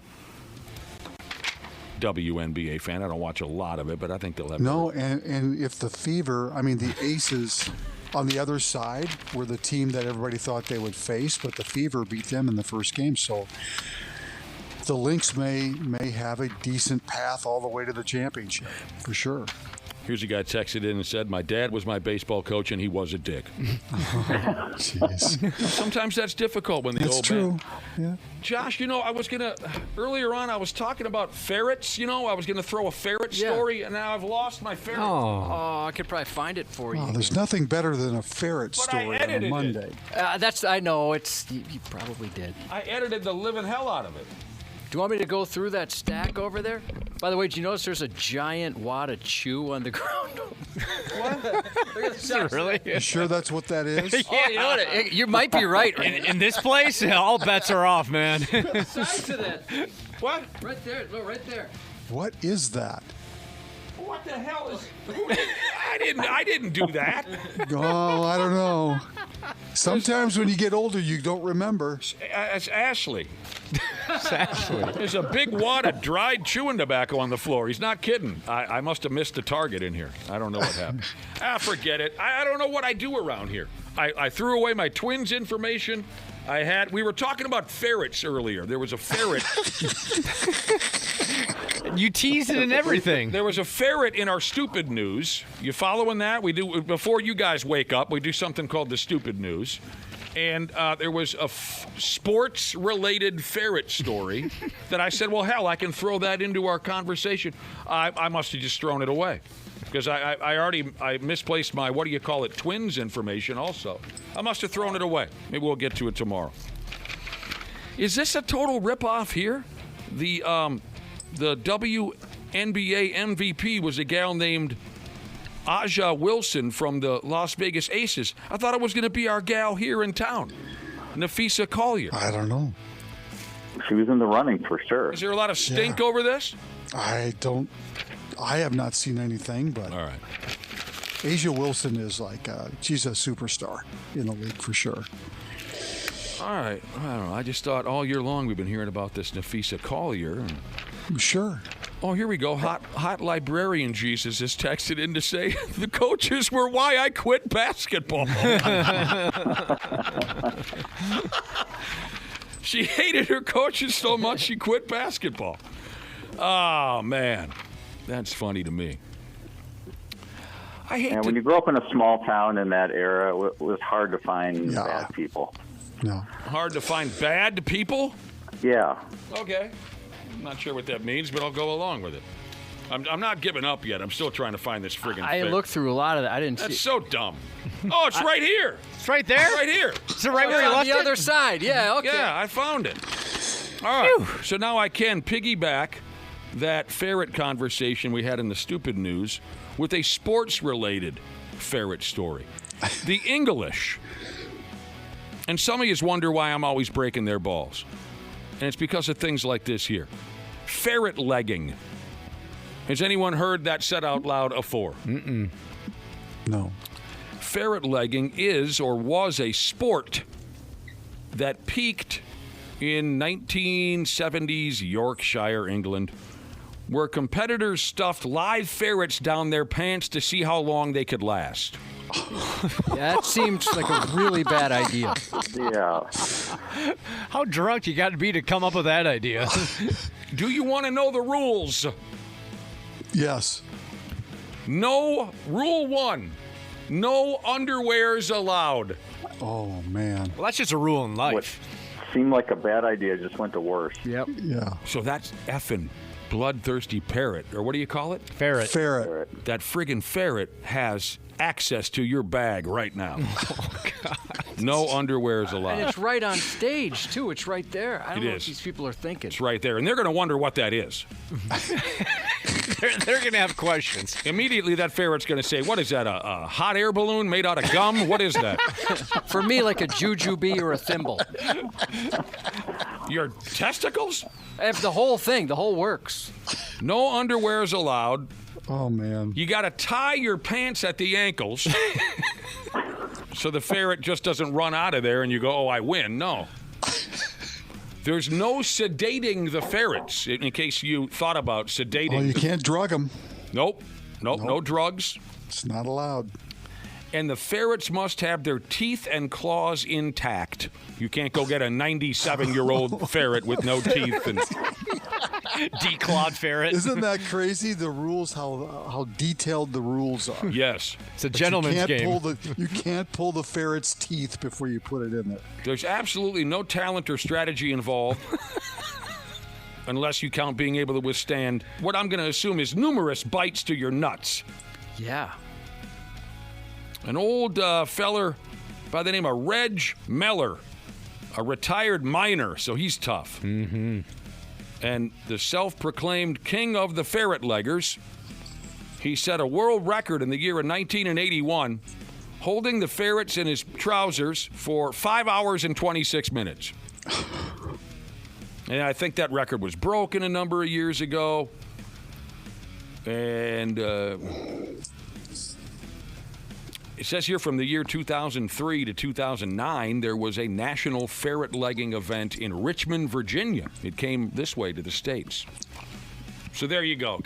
Aren't you happy? Now, I hope you're happy that I found the ferret legging story, because that was... That's fascinating. I think we should bring it back.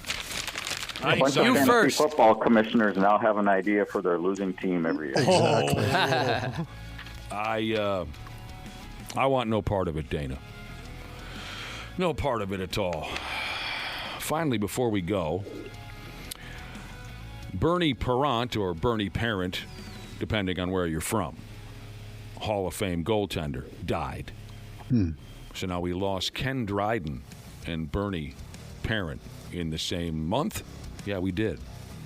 But this is the guy who was the goaltender for the Broad Street Bullies when the Flyers won back-to-back cups in 74 and 75. I'm not sure what was going on with Bernie. He was 80 years old. I read some of his teammates' comments that they just had an event a week ago or so, and he was in a lot of pain. He had a lot of physical problems from his playing days. And he died in his sleep. But he won the Cup, the Conn Smythe, and the Vezina in back-to-back seasons. What the hell else do you want from a guy? Yeah. You know what I'm talking about? Right. Yeah. F me running. That's a hockey life well lived. In 1973-74, he won 47 games. Retired in 79. I believe someone can look this up if they want to. I think Bernie Parent retired because somebody took one of his eyes out for him, and he had to quit the game. I don't know if any of you can Wikipedia him. I swear to God, when he was towards the end of his career, 79, I think he wanted to play a couple more years, but he couldn't because he had an eye fall out. Yeah, he was temporarily blinded, and then it did end his career. The guy got a stick up in his cage and took an eye out for him. Oh, that's awful. But if you're a young person and you've never heard of the Broad Street Bullies, which was the nickname given to the Philadelphia Flyers in that 74 and 75 season, there are a couple of documentaries out there that I encourage you watch. I think one of them was just called Broad Street Bullies. They are one of the most fascinating stories in sports history, where they had a GM and a coach who just said, you know what, I'm tired of trying to beat teams with this puck with passing, with scoring. Right, with finesse. With finesse. Thank you, Randy Shaver. Let's just try to beat everyone's brains into oblivion. We'll scare the hell out of every other effing team in the league, and they did, and they won back-to-back cups because of it. Now, of course, they had skilled players on those clubs, too. They had Bill Barber. They had Bobby Clark. They had Reggie Leach. But it's Dave Schultz that folks talk about now, 50 years later. It's guys like that. They were animals. They were proud of it. That's what drew me to hockey when I was a kid, was the physical grit, the blood, the beating your opponent over the head. I just love that stuff. And Bernie Parent was a part of that club. You got to remember, and some of you are going to say, again, with the Summit Series, if you haven't watched a documentary on the Summit Series from 1972 and you're a hockey fan, you're missing out, just like you're missing out if you haven't seen the Broad Street Bullies. Bobby Clark, without any shame or regret at all, in that tournament against the Russians in the 72 Summit Series, Bobby Clark wound up, and with every bit of strength, he purposely broke the ankle of the Soviets' top player. He'd be run out of hockey these days. Run out of hockey. Bobby Clark just took it upon himself. Look, this Soviet player's killing us. I'm going to break his ankle so we can win this tournament. And he did. And he hasn't had to buy a beer in Canada ever since. Nowadays, you'd run him out of the sport. Yep. Man, those were some times, baby. So there you effing go. We have some Ferret owners who are texting into the program. Yeah? Are they offering up their ferrets? Some of them really enjoy owning a ferret. Some of them do not. And they say it's a pain in the ass, and they're always biting me on the fingers. And What's the point? They're lovable. Yeah. Josh, haven't you crossed paths with a ferret? Yeah, I had a very good friend who had a ferret, and very cute. Yeah, I don't know. Every once in a while, that thing would disappear in the house and then reappear. Oh, no. But, yeah, super cute. You drop down from the ceiling. Just hide under a couch somewhere. Yeah. I hear they're kind of cute. Oh, yeah, very cute. Kind of funny. Yep. She loved them. They will bite your fingertips and they'll bite your nipples off for you. I got a lot of texts here. I didn't know we had so many ferret owners in the... Ooh, yeah, the Broad Street Bullies. Paul Holmgren was in there somewhere. Yeah, thanks for the text. But anyway, yeah, Paul Holmgren. I don't know. I don't think I've ever, like I said earlier, I've never been anywhere near a ferret. I thought we had one in studio one. If we did, I don't remember. No. I would have remembered if it would have bit me on the dong. Oh, yeah. I remember that. It did not. All right, you bastards, go ahead. You're off the friggin' hook for today, but we appreciate it very much. All right. Okay. Thank you, Randy Shaver. Thank you, Brad Ryder. We'll take a little break. We'll be back in a few minutes. The 93X Half-Assed Morning Show. Hey, podcast pals. Dana here to give you a friendly reminder that now is the best time to get your furnace tuned up before we take a shot to the face with cold Minnesota weather. My pals at Standard Heating and Air Conditioning currently have same-day and next-day openings, but they won't last long. By the time October rolls around, if your furnace craps out, you'll be freezing your private parts off while dealing with side eye from your significant other and pets for not calling sooner. So give Standard Heating and Air Conditioning a call today. Check this out. You can save up to $70 on your tune-up with Standard Heating. Visit standardheating.com. That's standardheating.com to book today. This episode is brought to you by Progressive Insurance. Do you ever think about switching insurance companies to see if you could save some cash? Progressive makes it easy. Just drop in some details about yourself and see if you're eligible to save money when you bundle your home and auto policies. The process only takes minutes, and it could mean hundreds more in your pocket. Visit Progressive.com after this episode to see if you could save.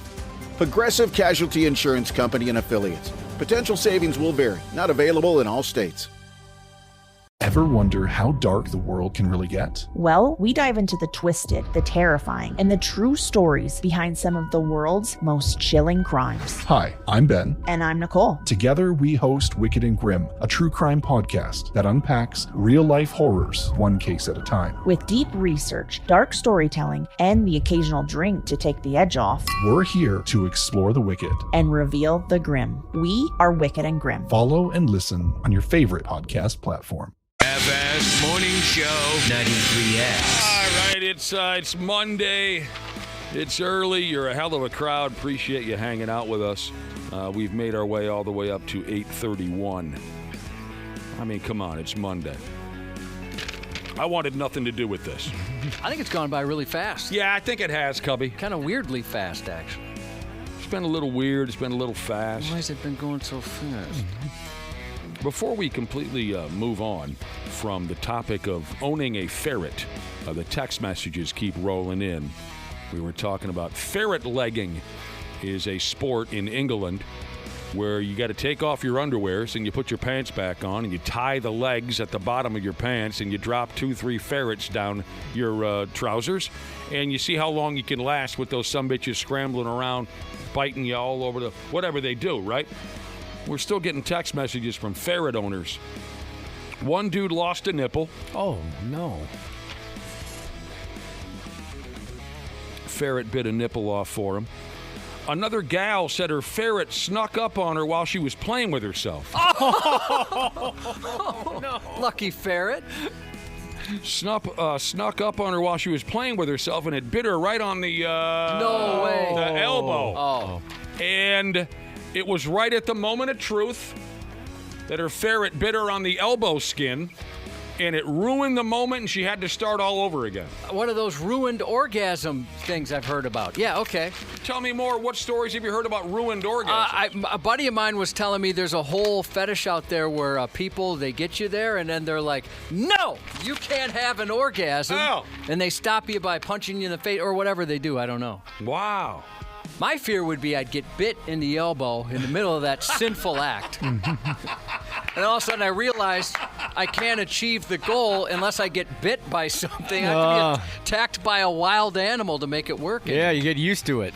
That whole throwing the ferret down your pants, if you miss the details, you got to like cinch the bottom of your by the ankles there so it can't escape. You can't wear any underwear? No underwear. During this whole I'd love the attention down there for once. It's infrequent. But what if it bites or scratches? That could do some serious damage to a guy. Or a gal, I guess. Yeah. You cannot drug the ferrets before you toss them down your pants. And there was one other rule in there I can't remember. Now, certainly, Josh, everybody knows, everyone's experienced a halted moment of passion, an interrupted moment of passion. Sometimes right at the moment of truth, sometimes a little before.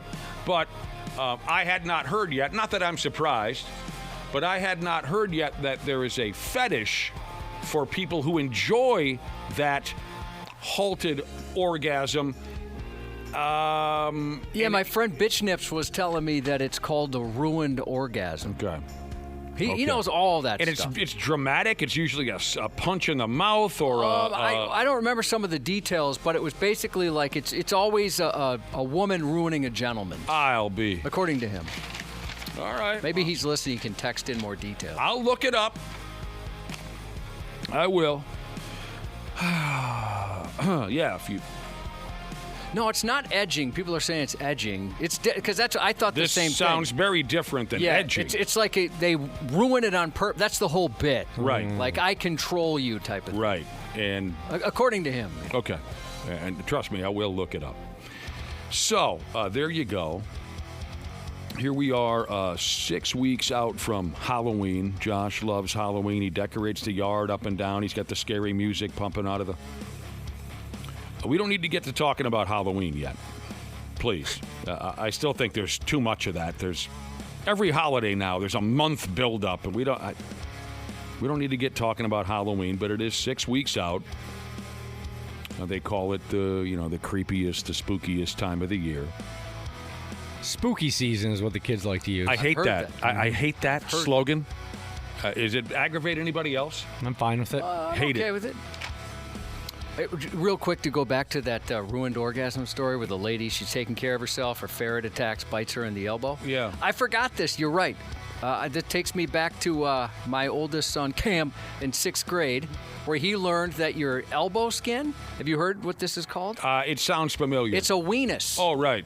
It's like a legitimate term. Right. Well, maybe I shouldn't. At least it's called that, a weenus. So the lady got bit in the weenus while she was pleasuring herself. And your stepson, Cam. Yeah. When he heard that, did he have a hard time getting over it? Oh, yeah, we all did. He was pumping that joke. He taught me that, and I thought, Yeah. well, no, that's not. Oh, and then we looked it up, and lo and behold, it is a weenus. So Halloween, it's supposed to be spooky, creepy.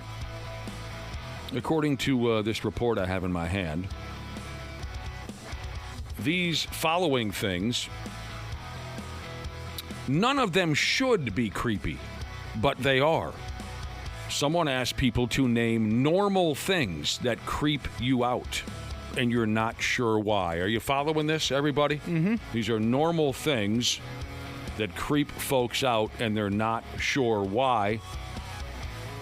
A chair that's still warm from the person who was just sitting in it. Yeah, sometimes that kind of does seem a little gross. I don't know about creepy, but I don't know why. It shouldn't be, but ooh, just somebody's butt heat is still there. Sometimes I'm surprised by the heat. Yeah. Yeah, you almost wonder what's going on with them. My dogs, it's like that. If they're like laying on the couch or something and you sit there, it's crazy hot. Something normal that's oddly creepy, leading off with a chair that's still warm from the person who was just sitting in it. Sometimes a decent amount of time can go by. You, like, say you're approaching a bar stool from a long ways away, right? Yeah. Or a chair at an airport or something, and you see someone get out of that chair, and you tell yourself, oh, that looks like a good spot to sit. Quite a bit of time goes by, you sit down, and there's still a lot of heat coming off that chair. Your friendly neighborhood garbage man, Jesus, said you might as well just press your butt up against theirs. Gross. Sure. Okay. People who smile with wide eyes is included here in the conversation on something normal that's oddly creepy.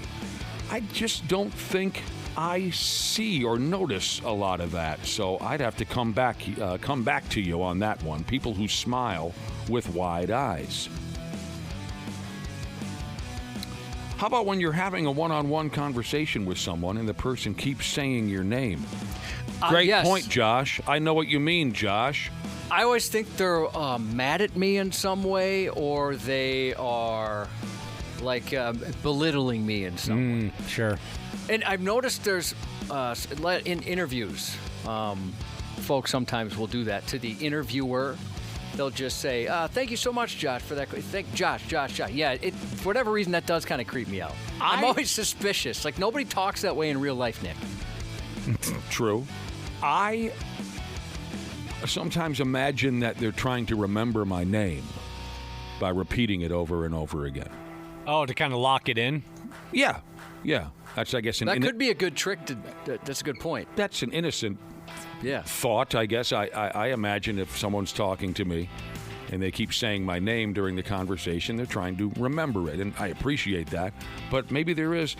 What aggravates me is when someone is telling a story and they claim that whoever they were talking to, I think I just have to say it out loud to explain it, because it's hard to explain.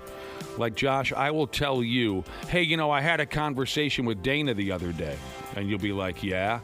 And Dana said, hey, look, Nick, this. Yeah. Hey, Nick, that. And then he said to me, he looked at me and said, Nick, there's something about that delivery. You know what I'm talking about? Oh, I know exactly what you're saying. That it all sounds so phony to me. And you know when I've noticed it the most? Celebrities. Yes, exactly. When somebody meets a celebrity, so you can say, that celebrity knows my name. Right. There's something about that approach, that delivery, that sounds so phony to me, because like Josh said, it's not normal to constantly be repeating someone's name in a face-to-face personal conversation. It's especially obvious, right?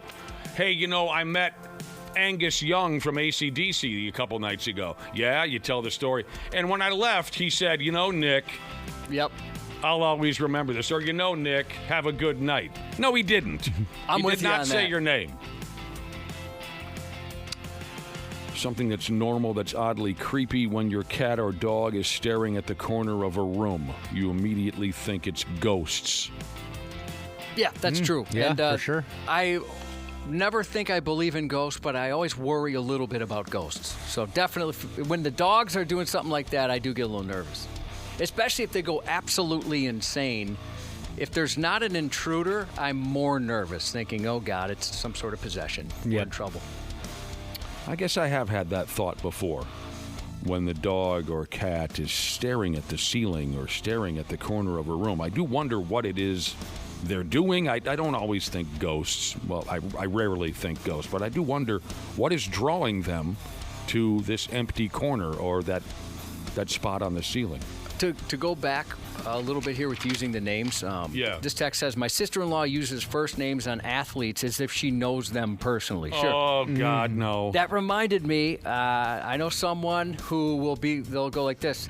Yeah, I had trouble at the hotel yesterday, so I was talking to Mary, and she told me exactly, I'm like, wait, who's Mary? Oh, the front desk lady. So they always do that to me to show I made a personal connection with whoever this person is. It's so odd how some people operate. It really is. Any children's lullaby if it's sung too slowly. Oh, yeah, that's what they do in movie trailers, right? Always. Oh, they do, yeah. Lullaby or just a regular song. It'll be like a tortured-sounding lady singing it, and they just stretch it out, change the key, make it from a major to a minor key, and then do it real slow. That's that every movie now. I shouldn't say that, but a lot of them, that's kind of how it happens. Now, not that this is a regular children's lullaby, but... the Freddy Krueger song. Yeah. I mean, what if they sang it all upbeat in the Freddy Krueger movies? You wouldn't be scared. Yeah, like at a normal 1, tempo. 2, Freddy's coming for you. 3, 4, better lock the door. And you'd expect him to show up like, hey, guys, here I am. He's got balloons in hand. You have to sing it slowly. The singer has to sound pained in the process. There must be an echo because they're in some kind of a, they're lost in the dark universe. Playgrounds at night are normal, of course, but it's creepy every time. Playgrounds at night, especially if there's a swing set. Yeah, it's a little eerie. Yep, I agree with that. Mascots. I'm never creeped out by mascots. I'm a big mascot fan, but they say here, especially ones with dead eyes and a fixed smile. Some people struggle with mascots. I've heard from people who don't like it. They don't like the giant, oversized head. They don't like the eyes. They don't like the. I get it. One thing that was eerie about mascots for me one time was I saw the mascot costume without the mascot in it, and it almost just looked like the thing died, and its soul had left its body or something. Just the. You struggled with that? Yeah, it was kind of off-putting. You're like, oh no, what Brewers happened? in High Life Jesus said, when your pet's staring at a wall to the ceiling, it generally means you have a rodent in your wall. Well, that's worse than a ghost. Yeah, give me the ghost. Yeah, they can hear the little scratchy scratch. Yeah. They can smell. Oh, I've heard that before in the walls. That's sure. scarier than a ghost to you. Yeah. Actually, I don't really mind rodents that much, but insects. Why do they look like that? The little aliens. People who say, my pleasure, instead of thank you. I think I see where you're going with that. Depends. Feet. Yeah, why is that feet bother some people so... Like Ashley, our coworker Ashley, is so affected by feet. Oh, and see, they can't even stand their own feet. Yeah. Yeah, I wonder what that is. I don't know. Thankfully, I've never had that. Yeah, me too. Multiple people say that human feet just look wrong. And even though it's obviously very normal, it creeps them out. And, here we go. This is something we talked about last week. This is like a hot new item that everyone has to have. The Labubu dolls. Yeah. They are. I mean, I won't tell them your name. That's the Labubu dolls. No, that's the Goo Goo dolls. Oh, yeah. For Christ. Yeah, we were talking about them last week. This is the hot. I haven't looked at one. Never saw it. I only know about it from South Park. I'll try anything 4 times. Jesus said, speaking of children, children with imaginary friends are creepy. You're one imaginary conversation away from your house burning down.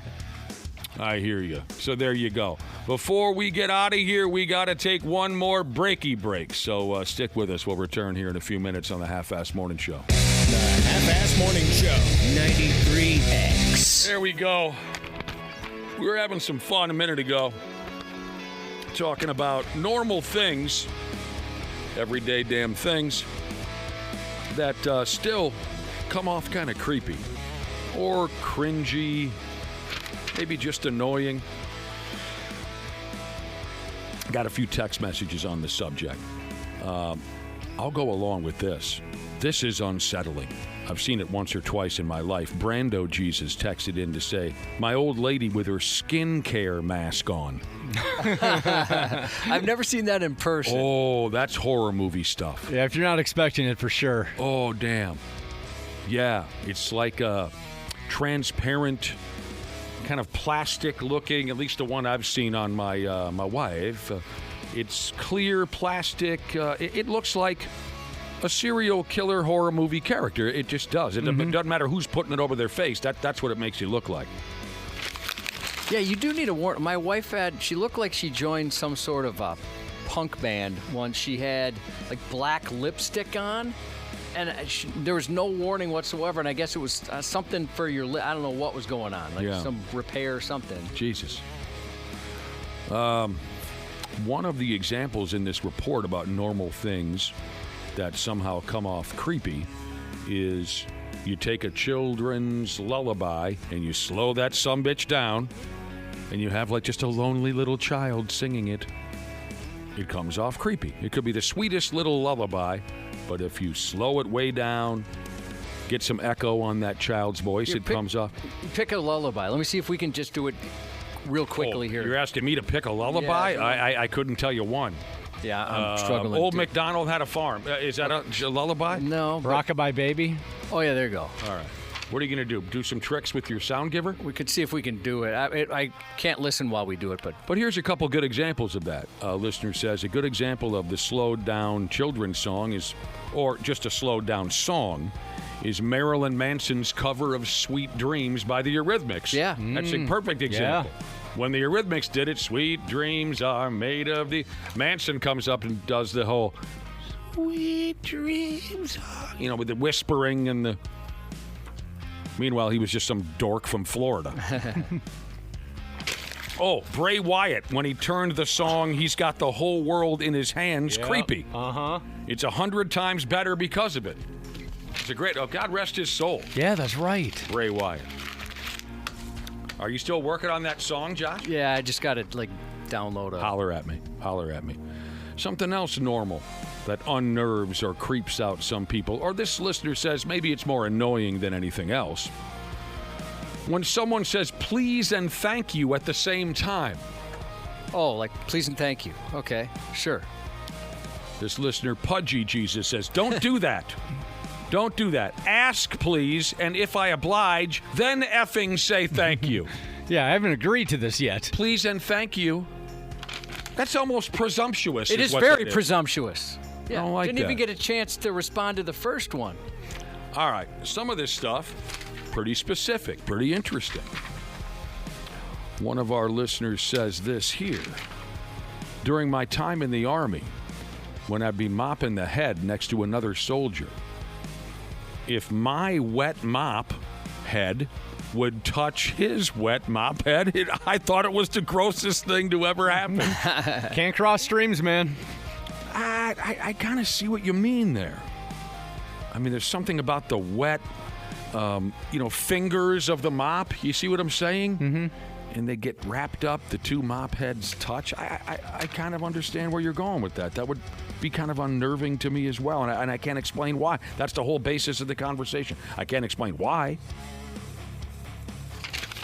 And then, I don't know how the hell we neglected to go this route, because we did talk about the creepiness of sitting in a chair and it's still warm from the sumbitch who sat in it before you. I don't know why we didn't take this route when we were having that conversation. The public toilet seat. Oh, that's the worst. Oh, yeah, if that thing's warm. I find it quite nice because most public toilet seats are cold as ice, for God's sake. Doesn't bother me at all when there's some heat on there from the prior dude. Yeah, that grosses me out a little bit. Yeah, it's just a reminder that, another set of butt cheeks was just sitting right here where I am right now. Well, no, I understand, but I'll take that over that ice cold. You guys know I hate cold. You don't like cold. Oh, I hate that ice cold public toilet seat. And at least if some dude was sitting there 5 minutes before me, he probably picked up whatever filth was on that seat. You know what I mean? Sure. Speaking of public toilets, I told you guys the absolute nightmare that I experienced in our toilet last week. Oh, yeah. Come on.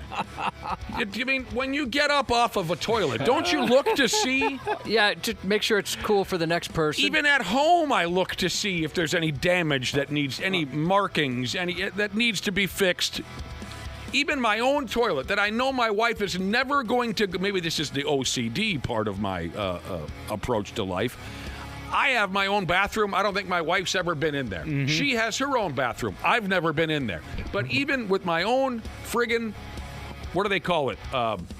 What's the line that Quagmire said? The home bowl. The home bowl, yeah. Even with my own private home bowl, I look to see if anything needs to be corrected once I'm done with it. Somebody sat down in the men's head here last week and shot a turd out with so much ferocity it was stuck to the back of the toilet pointing outwards. Oh. Sometimes I wonder how that even happens. The dude, I think obviously from the trajectory and all that, Josh, he barely got his pants and underwears down. And it stuck to the back of the toilet. It looked like a damn stalactite or stalagmite. And he just, you just walked away from that? Come on. Well, that force that he pushed that out of, he must have been lucky to have it gotten in the bowl. Does he have an oddly shaped intestine? Is it upside down? How does something like that happen? I don't know, but he left it. And if you're doing it for humor purposes, leave a note. Because I can appreciate that if you're strictly doing it to crack up the next guy. I get it. This guy left nothing but that prize for me. I want to send some brother and sisterhood love to John and Only Ham Sheezus. Their family's going through some difficult times, I was told this morning. So our best to you guys. Of course, you've got our support. Column Jockey Messiah, and it ain't Journey without Steve Perry Sheezus. Text in a congratulations to their daughter and son-in-law. They added a new member of the Brotherhood, Oliver, a.k.a. I have the hottest grandpa in the world, Jesus. Zelda Master Jesus shouts out his dad and soon-to-be stepmom tying the knot in Vegas today. Shout out to Coke Repairman Jesus. Headed off to Vegas with his lady, wishing her a happy birthday and a happy early anniversary. Happy 42nd to Best Driver and Chemstone Jesus, and have a great first day of fall. Before we go, we got a big concert announcement. My Chemical Romance is coming back to town. They're doing it big. They're playing Target Field August 24th next year, 2026. Target Field? Target Field. F me. They're going to fill her up. Tickets go on sale this Friday. I bet they get a bigger crowd than any Twins game for the second half of the season. No doubt. Tickets go on sale this Friday at noon, but here at 93X, we have a win them before you can buy and pair right now. Text the word ROMANCE to 651-989-9393. That's ROMANCE, 651-989-9393. Again, My Chemical Romance, coming to the show, or coming to town, Target Field, August 24th of 2026. If you missed any part of the show, you can always check out our podcast at 93x.com. You're listening to the radio. The 93X Half-Assed Morning Show. Hey, podcast pals. Dana here to give you a friendly reminder that now is the best time to get your furnace tuned up before we take a shot to the face with cold Minnesota weather. My pals at Standard Heating and Air Conditioning currently have same-day and next-day openings, but they won't last long. By the time October rolls around, if your furnace craps out, you'll be freezing your private parts off while dealing with side eye from your significant other and pets for not calling sooner. So give Standard Heating and Air Conditioning a call today. Check this out. You can save up to $70 on your tune-up with Standard Heating. Visit standardheating.com. That's standardheating.com to book today.